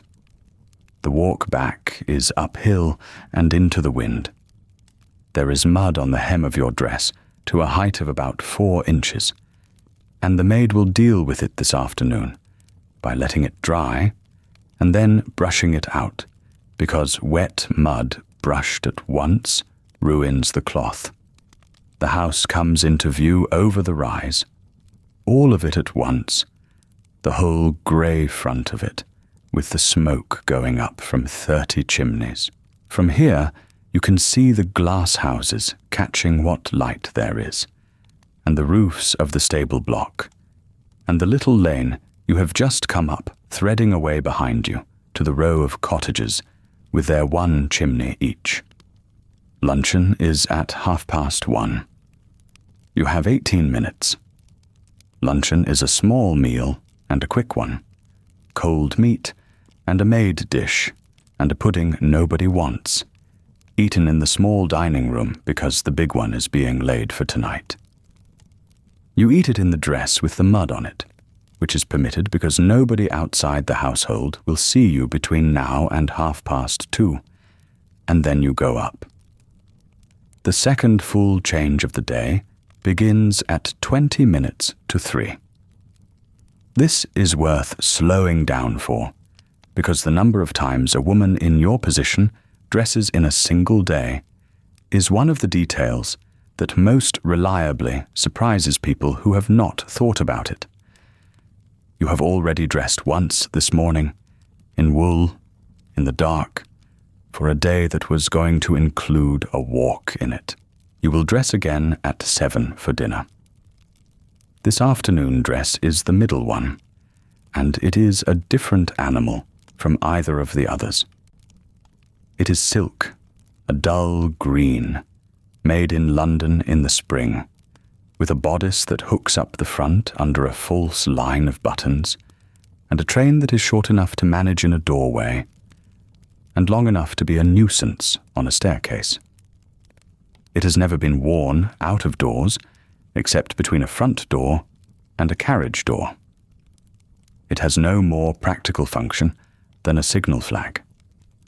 The maid takes 25 minutes over it, which is quick. She has your hair down and repinned in 11 minutes, and she does the rest of it in silence, except for the small instructions she gives you, as though you were a piece of furniture being moved through a narrow door. Turn. Lift. Other arm. You have been dressed by another woman every day of your adult life, and you no longer register the strangeness of standing still with your arms out while somebody kneels behind you, managing a row of hooks you cannot reach. At 3:10, the carriage is at the door, and this is the part of the afternoon that costs the most and gets thought about the least. There are 11 horses in the stable block.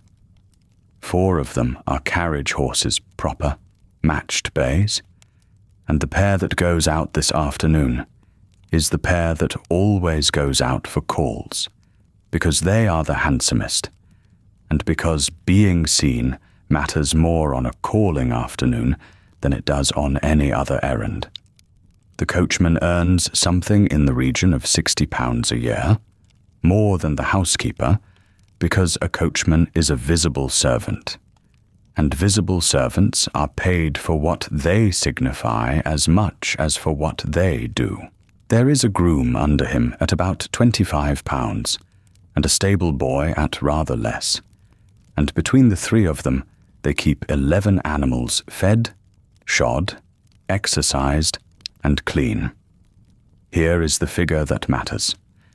A carriage horse eats through roughly £40 to £50 a year in feed, stabling, shoeing, and veterinary attention.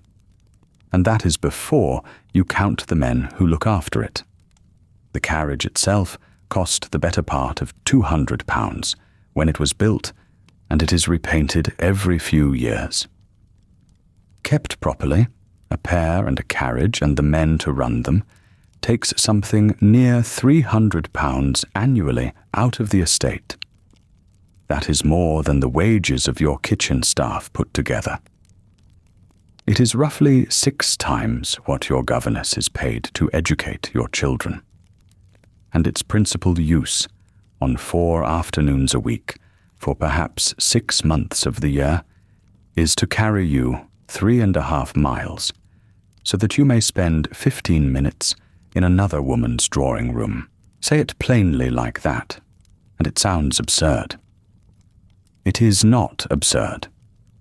It is the machinery of the thing you actually do, and the 15 minutes are not what they appear to be either. The first house is the rectory, which does not require the carriage at all but gets it, and which takes 11 minutes. The second is 3 miles north along a road that is running with the last of the morning's rain. You sit with your hands in your lap and your feet on the hot brick the footman put in, and you go over the seating plan for tonight in your head, because you drew it at 11 this morning, and something about the far end of the table has been troubling you since. The house you are calling on is a good one, not a great one, and the woman in it has been at home on the 3rd Wednesday of the month for as long as anyone remembers. The footman goes to the door ahead of you with your cards. He asks whether she is at home. This is not a question about her physical location. She may be 6 feet behind the door in the hall.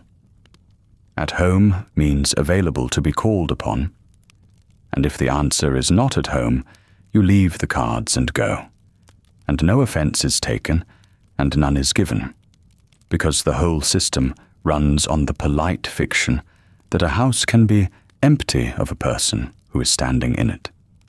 She is at home. You are shown up. You are in the drawing room for 16 minutes. In that time, you drink no tea, because it is not a tea call. You sit on the edge of a chair, because the dress requires it. And you have 3 separate conversations. The first is about the weather and the state of the roads, and takes 90 seconds. The second is about her sister's daughter's engagement.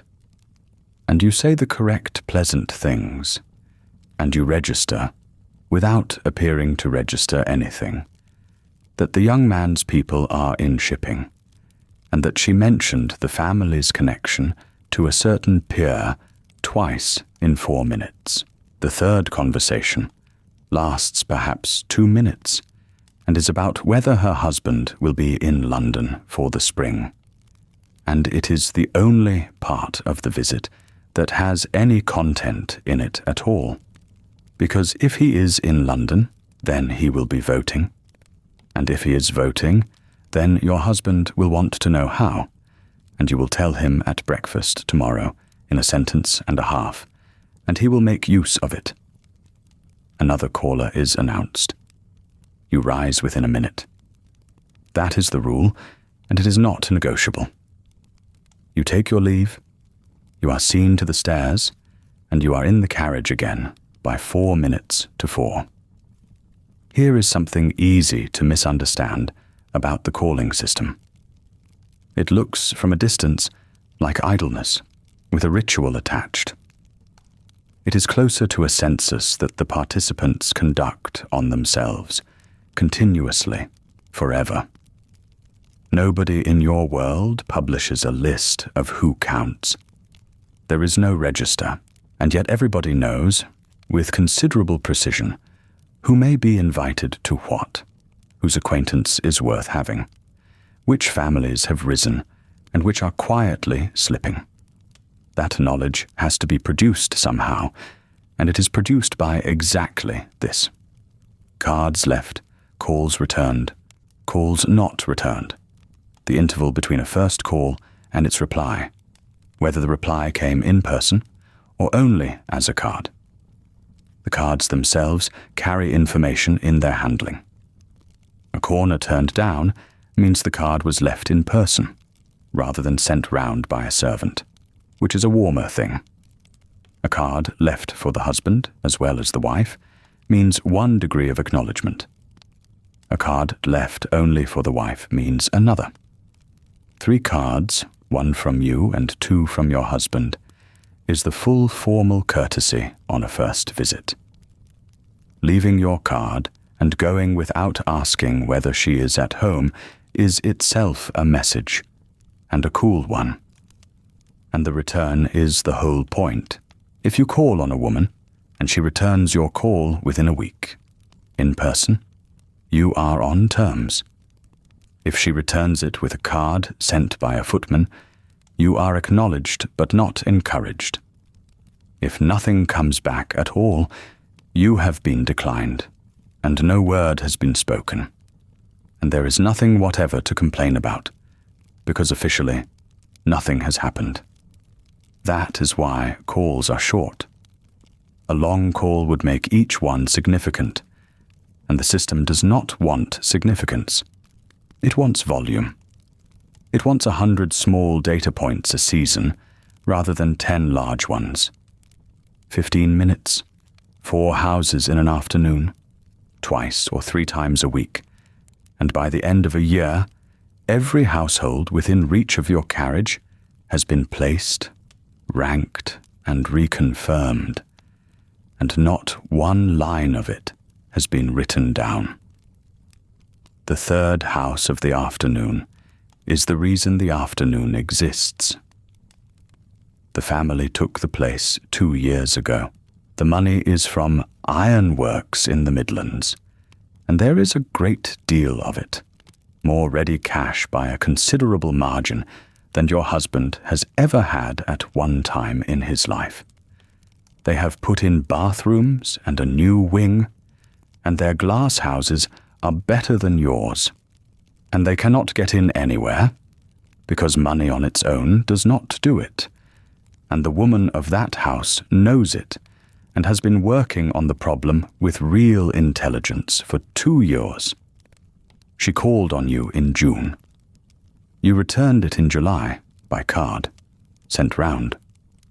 In September, she wrote about the school fund and enclosed £25, which was well judged, because it was generous without being showy, and it was for something you are known to care about. You wrote back in your own hand. That was the door coming off the latch. You are here now in person, and both of you understand exactly what is being transacted, and neither of you will refer to it in any way for the entire 16 minutes. She is careful. She does not overreach. She does not mention the London season, though she wants to. She talks about the drainage on the North Road, which is a subject on which she is genuinely better informed than you are, and she is pleasant about your husband without being fulsome, and she offers tea and accepts your refusal without a flicker. What you can give her is this: an invitation to the larger dinner in December. Not tonight's, which is 22 and close, but December, which is 40 and mixed, and where being seen is the whole substance of the thing. Your acceptance costs you nothing measurable. It is worth to her something like a decade of ordinary effort, and she knows it, and you know it, and it will be conveyed by a card in an envelope in about 3 weeks, and neither of you will ever discuss it. You are home at 5. There is an hour and a half before you must begin dressing again. The nursery floor is at the top of the house, 2 flights above your own rooms, and you go up rather than send for the children to be brought down. That is a choice, and not every woman in your position makes it. The stairs narrow as you climb. The carpet ends at the second landing, and the boards take over, scrubbed pale, and the air changes as you go up, from coal and beeswax to something milkier and warmer, the smell of a room where small people are fed at regular hours. The schoolroom door is open. There is a fire, a table with an oilcloth cover, a globe on a stand with the varnish worn off Africa where fingers have rested, and 3 chairs of different heights. Your daughter, who is 9, is at the table with a slate. Your second son, who is 7, is at the window and should not be. The youngest is not here at all. She is still with the nurse in the room next door, being 3, which is a full occupation for everybody involved. The governess rises when you come in. She always rises. You have told her twice that she need not. and she does it anyway, because the two of you both understand that her not rising would mean something neither of you wants it to mean. You sit. She gives the report standing, which is also a thing you have failed to change. Your daughter has finished the second book of the French Reader, and has begun to write short compositions in it, with errors in the past tense, but a decent ear. She has been set the kings of England from the conquest, and can do them to the second Henry without prompting. Her drawing is better than her music, which the governess says gently, because your daughter is in the room and can hear every word, and because it is true. Your son has learnt his Latin nouns to the third declension, and is careless rather than slow. He does his sums correctly, and then loses the paper. You ask 2 or 3 questions. You ask them in front of the children, deliberately, because the children should see that someone is checking. Then you say the report is satisfactory, and thank her, and she sits down at the end of the table with her hands in her lap, while you have the hour. Here is something worth slowing down for, because the woman at the end of the table occupies one of the strangest positions in the whole English house. She is 29. She is the daughter of a clergyman who died without leaving enough, which is very nearly the entire biography of her profession. She was educated well enough to teach, and not well enough to be anything else. And there was no money to keep her at home, and there is no other respectable employment for a woman of her exact background in this country in this year. She earns £40 a year with her board, which puts her above the housekeeper in cash, and below her in authority, and that contradiction is not an accident. It is the shape of her whole life here. She does not eat with the family. She does not eat with the servants either. Her dinner comes up on a tray, alone, in the schoolroom, after the children have had theirs, and it comes up from the same kitchen that feeds everyone, and it is perfectly adequate food eaten in perfect solitude every single day of the year. The upper servants will not have her at their table because she is a gentlewoman. Your friends will not have her in the drawing room because she is paid. She spends her working life in the company of children under 10, and in the evenings she reads, or sews, or writes letters to 2 sisters in Wiltshire. She has 1 half-day a week. She has a fortnight in the summer when the family is elsewhere, and she generally spends part of it here, because there is nowhere particularly for her to go. You are not unkind to her. You are, by the standards of the houses you visit, considerably better than average. You remember her birthday. You gave her a shawl at Christmas, and a week at the sea when she had a cough that would not shift. And none of that alters the structure by 1 inch, because the structure is that a woman whose education is not far off your own lives at the top of your house on £40 a year, and will do so until she is too old, at which point there is a subscription fund in London for governesses who have nothing, and a great many of them apply to it. Your daughter reads aloud. It is the arrangement of the hour. The French first, then whatever she is proud of, then talk. She reads well. She reads with more expression than the text really wants, and the governess's mouth moves very slightly at the harder words following her. Consider what is being built here, and what is being left out on purpose.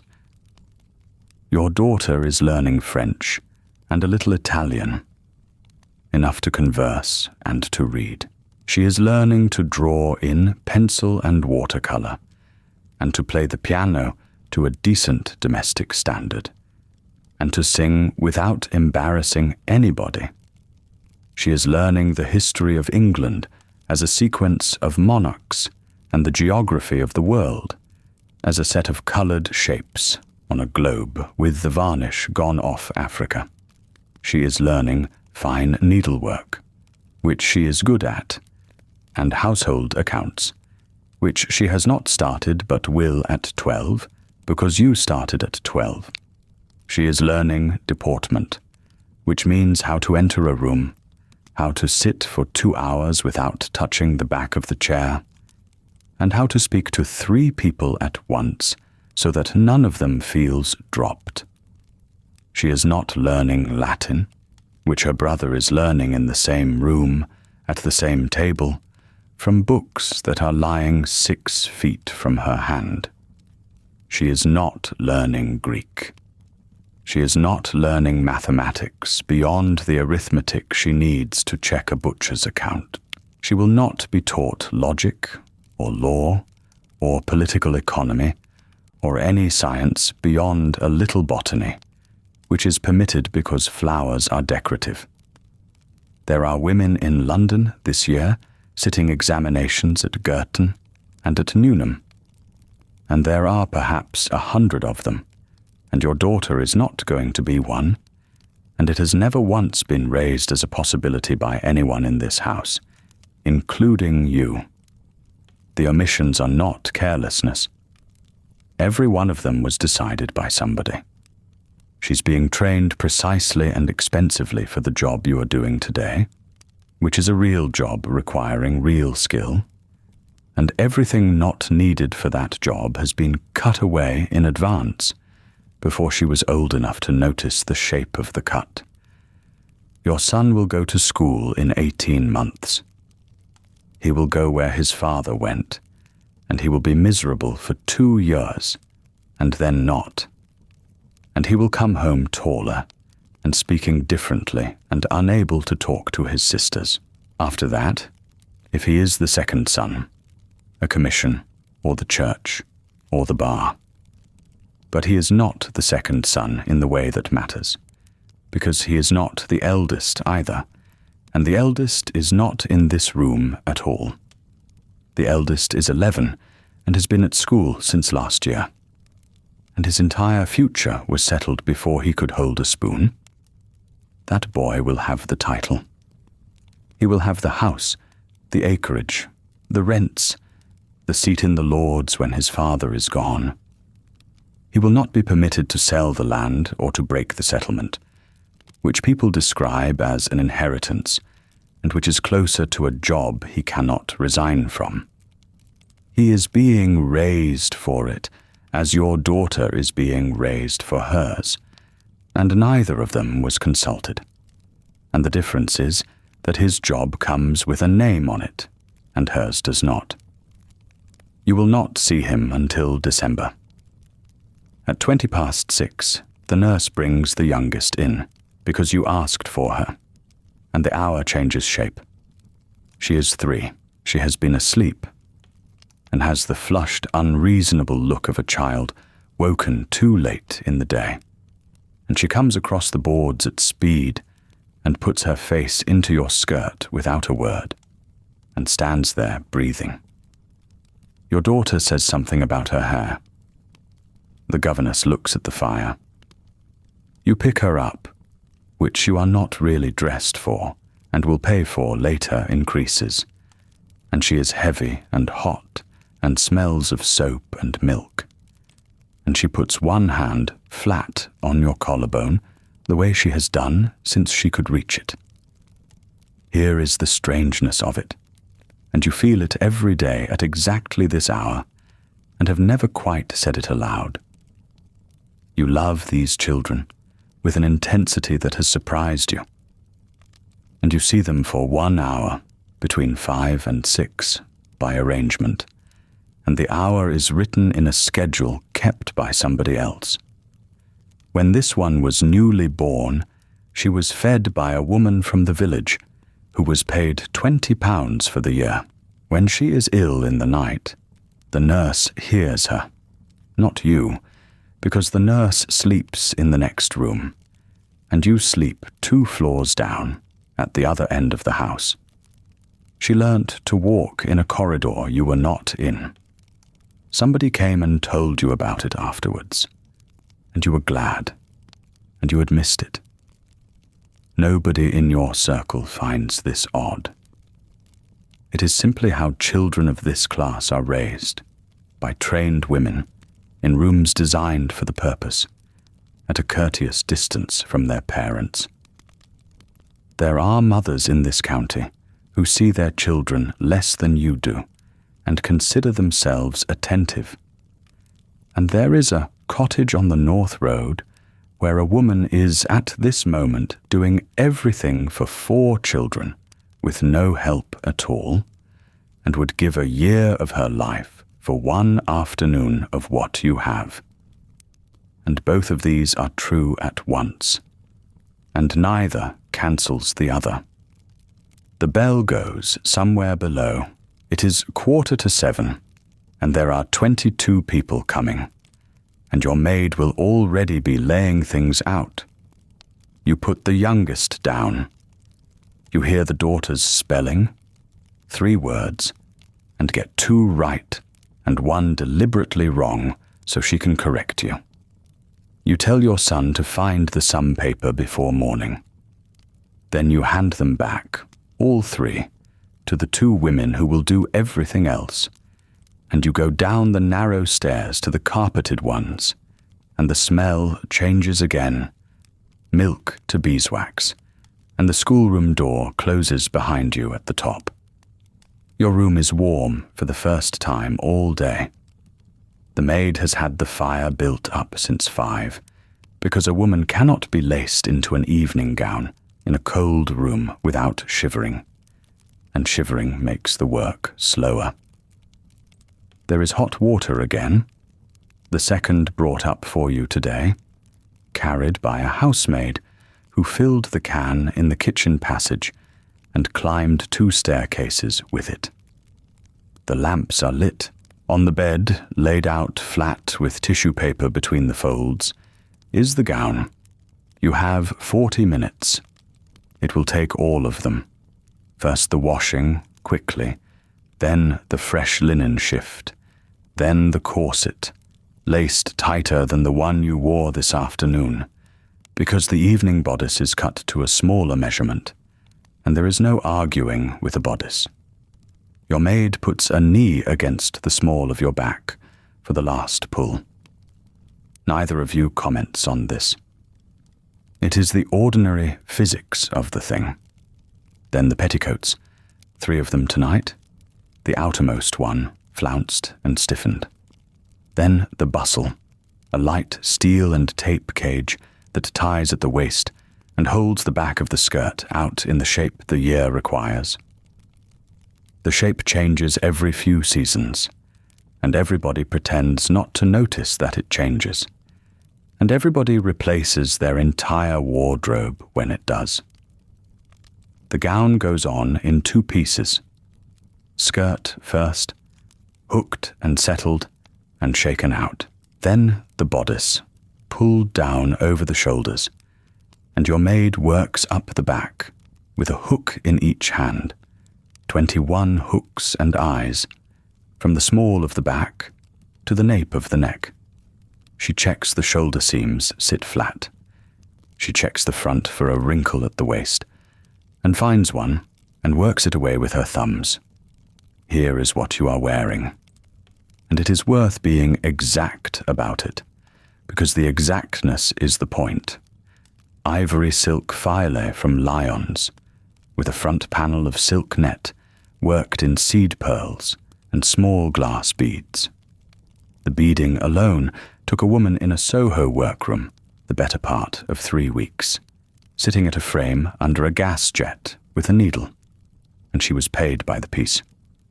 The skirt is trimmed with pleated satin, each pleat pressed by hand with a flat iron heated on a stove.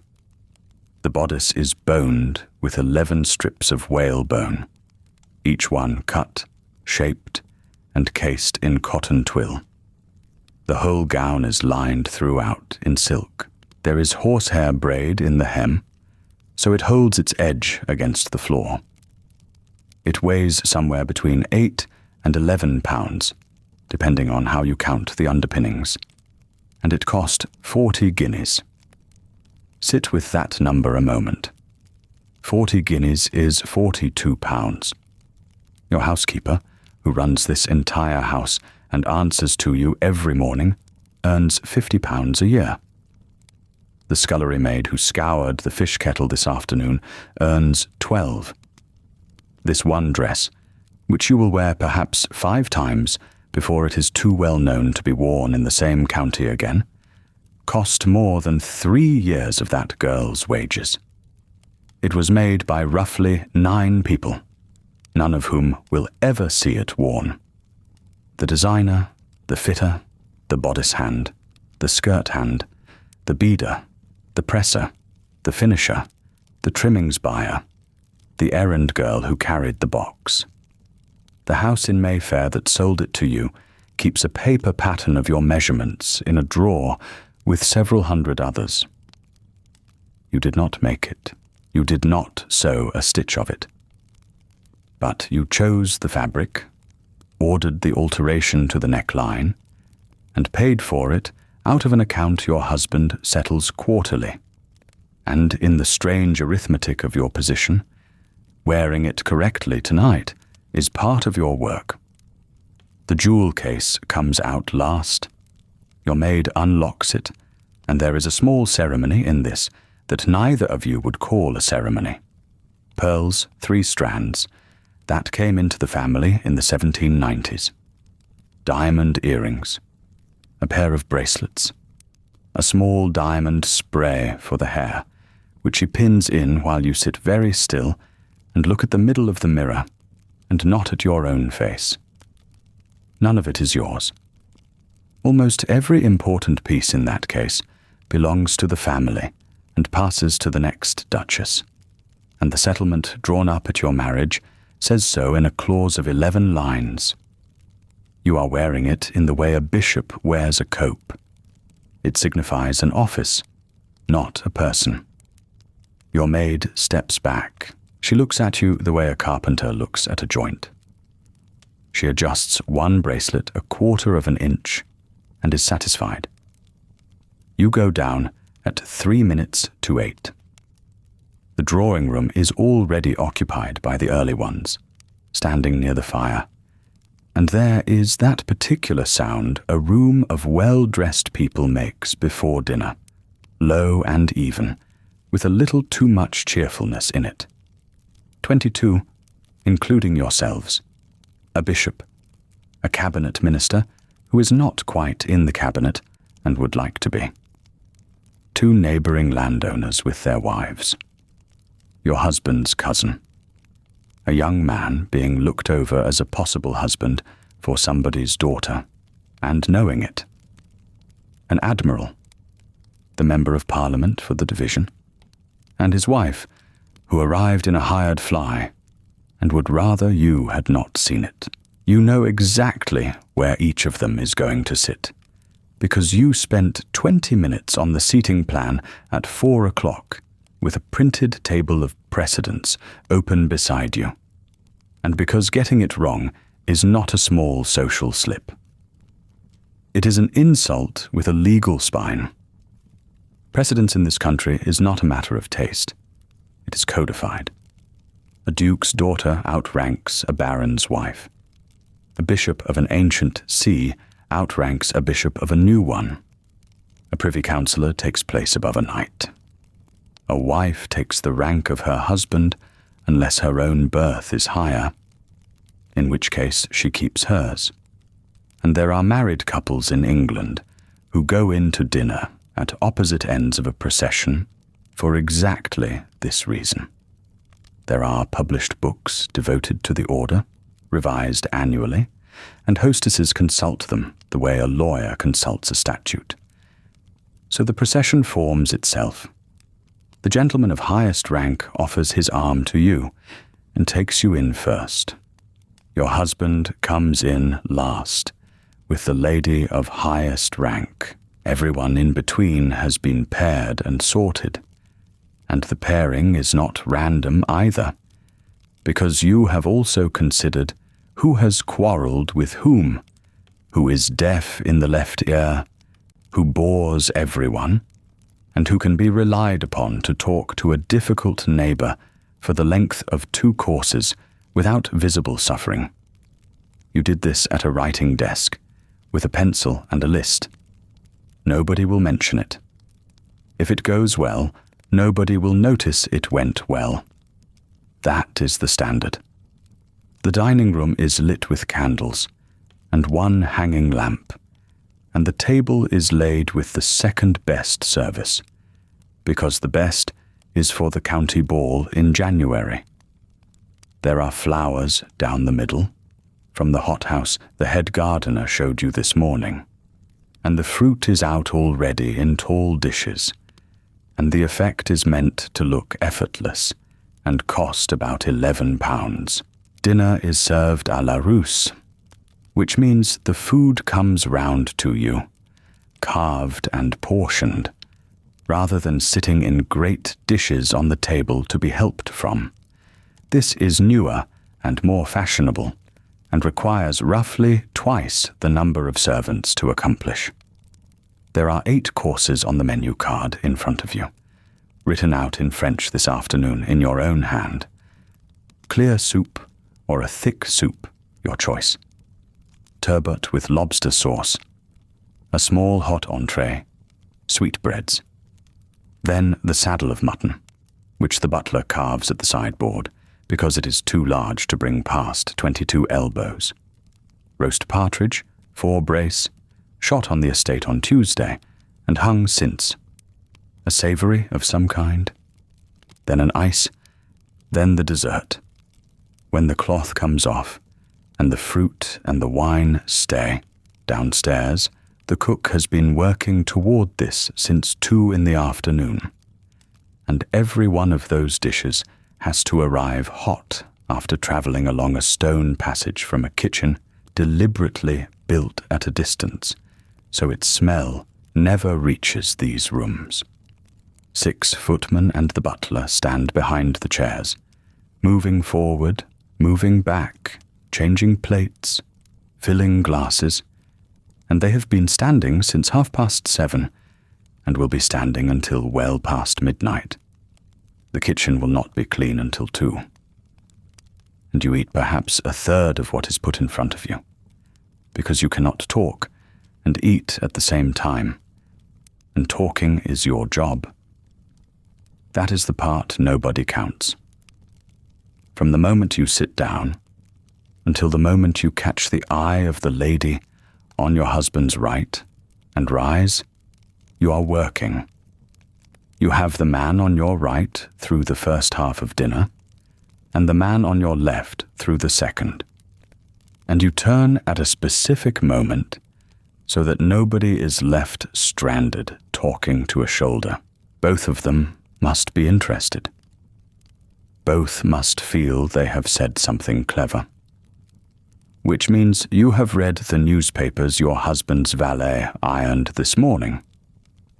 You know that there is a bill on the state of agricultural tenancies, and roughly what is in it. You know the name of the general in Egypt. You have looked at the new novel everyone is arguing about, at least far enough in to have an opinion that is not borrowed. You can talk about the harvest, about the price of wheat, about the Bishop's Cathedral Restoration Fund, about horses, about a scandal in a neighbouring county, without ever once saying the plain sentence that would end the conversation. You were educated by a governess for accomplishments. Not for this. Nobody taught you this. You learnt it in the first 2 years of your marriage by watching older women do it, and by making mistakes in public, and remembering them at night. The candles burn down an inch. The cloth comes off. The talk gets easier because the wine has been going round. And at the far end of the table, the not-quite cabinet minister has begun to say something he would not have said an hour ago. You are listening to it while appearing to listen to the Admiral. And then you catch the eye of the Duchess-adjacent woman at the far end, the wife of the county's Member of Parliament, who has been watching you for the signal. And you set your hands on the table and rise, and every woman in the room rises with you. This is one of the small pieces of theatre nobody thinks about until they have to do it. The withdrawal is not announced. There is no bell, no word, no gesture that a stranger would recognize. You simply decide that the moment has come, and the decision travels down the table in half a second, and 12 women stand at once as though it had been rehearsed. Get the timing wrong, and you cut a good conversation off at the knee, or you leave the men shifting in their chairs for 10 minutes waiting to be released. Nobody will tell you if you get it wrong. You will simply know from the quality of the silence. The men stand as you pass. The door is held. And then the 2 rooms of the house become 2 entirely different countries for the next 50 minutes. Here is something worth slowing down for, because the popular picture of this custom has it almost exactly backwards. The image most people carry is of the men staying behind for the serious talk. Port, politics, the real business, while the women are shooed off to a drawing room to discuss ribbons. That is the joke the period itself liked to make about it. It is not what actually happened, and the women involved knew it was not. What happens in the dining room after you leave is roughly this. The decanter goes round, the talk becomes louder and less careful, and a great many opinions get stated that would not survive contact with a wife. Some genuine business does get done there, but it is unstructured, and half the men are tired, and by the time they come through, they have usually forgotten the more interesting halves of what they said. What happens in the drawing room is entirely structured, and you are structuring it. You go in ahead of everyone. The fire has been made up while you were at dinner. Coffee comes almost immediately, carried by a footman who has been standing in the corridor since 9:30, waiting for exactly this. And in the first 30 seconds, before anybody has sat down, you make 4 or 5 decisions that will shape the rest of the evening. You put the Member of Parliament's wife on the sofa nearest the fire, because her husband wants something from yours, and she will be more useful to you, relaxed than anxious. You steer the bishop's sister toward the woman who funds the cathedral appeal, because they have never met, and both of them will thank you for it afterwards. You take the difficult guest yourself. There is nearly always a difficult guest. Tonight, it is a woman who arrived in a temper about a piece of business her family lost to a neighbor, and who has spent the whole of dinner rehearsing it. Left alone, she will corner somebody and repeat it until the room curdles. So you sit beside her, and you let her tell you the whole thing, and you agree that it was very badly handled. And after 11 minutes, you say that you have been longing to ask her opinion about the school, and she gives it at length, and by the time the men come through, she is describing herself as somebody who takes an interest in education. None of this is written down anywhere. There is no word for it. If anyone described your evening the next day, they would say that the Duchess was at home and that the company was pleasant. let me put some weight behind why this room matters, because it is easy to hear it as social decoration. In 1883, a great deal of the machinery of British public life still ran through private houses. Ministries were formed and unformed in country houses. Junior men were noticed at dinner tables and remembered when a vacancy came up. Bills were softened or stiffened in conversations that had no minutes. There were clubs, and there was Parliament, and there were government offices. But the place where a rising man met the older man who could advance him, and where two politicians who could not be seen negotiating in public could sit in the same room for 4 days over a shooting weekend, was a house like this one, and the house like this one was arranged, staffed, provisioned, and seated by a woman.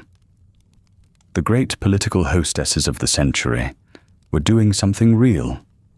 When a woman decided who would be asked to stay for a fortnight in September, and which 2 men would be put in adjacent bedrooms, and who would go in to dinner beside whom on each of 11 consecutive nights, she was arranging a great many chance meetings that were not chance at all.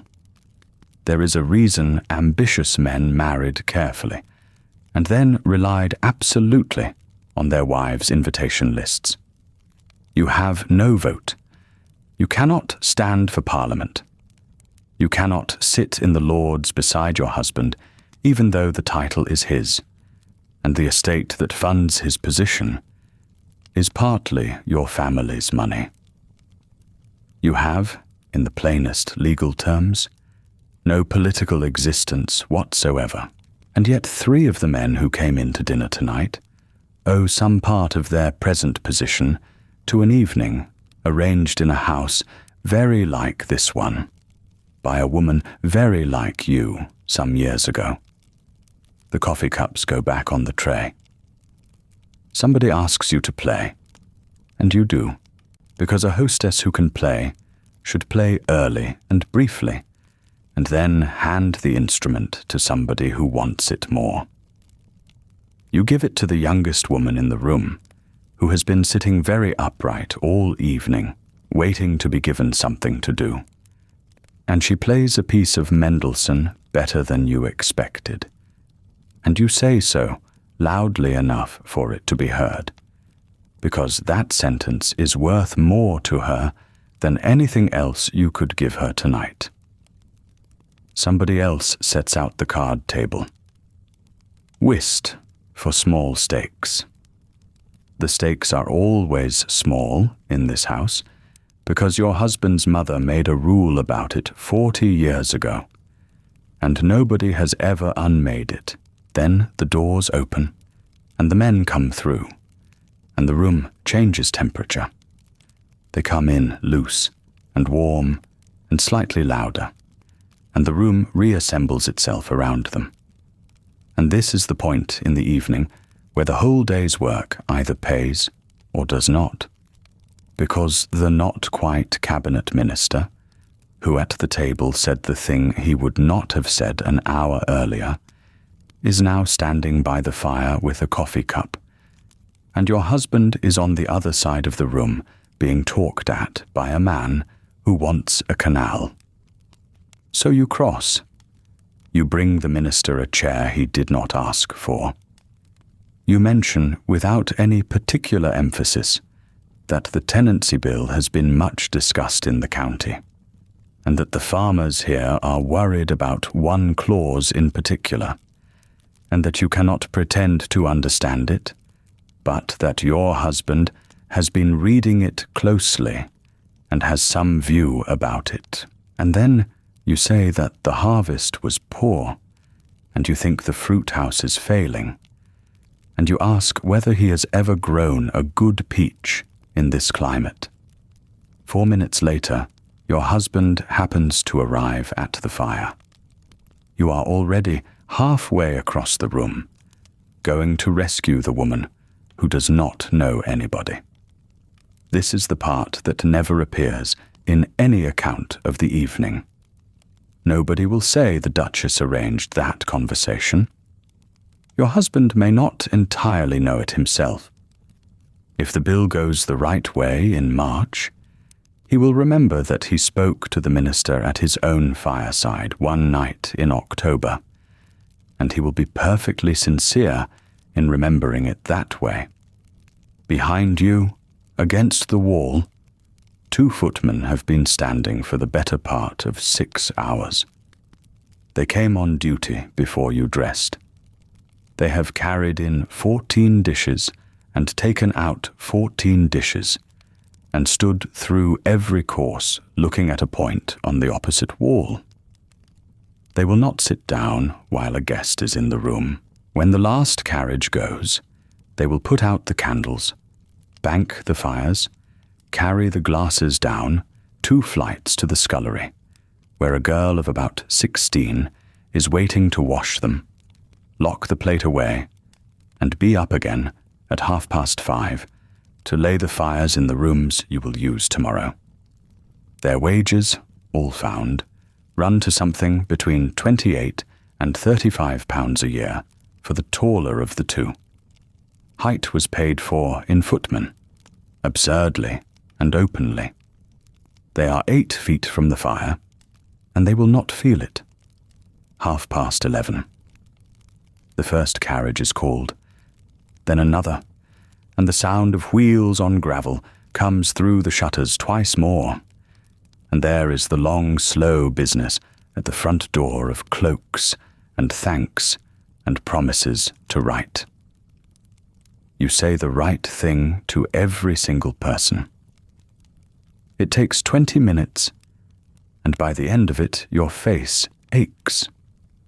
The last of them goes at 20-1.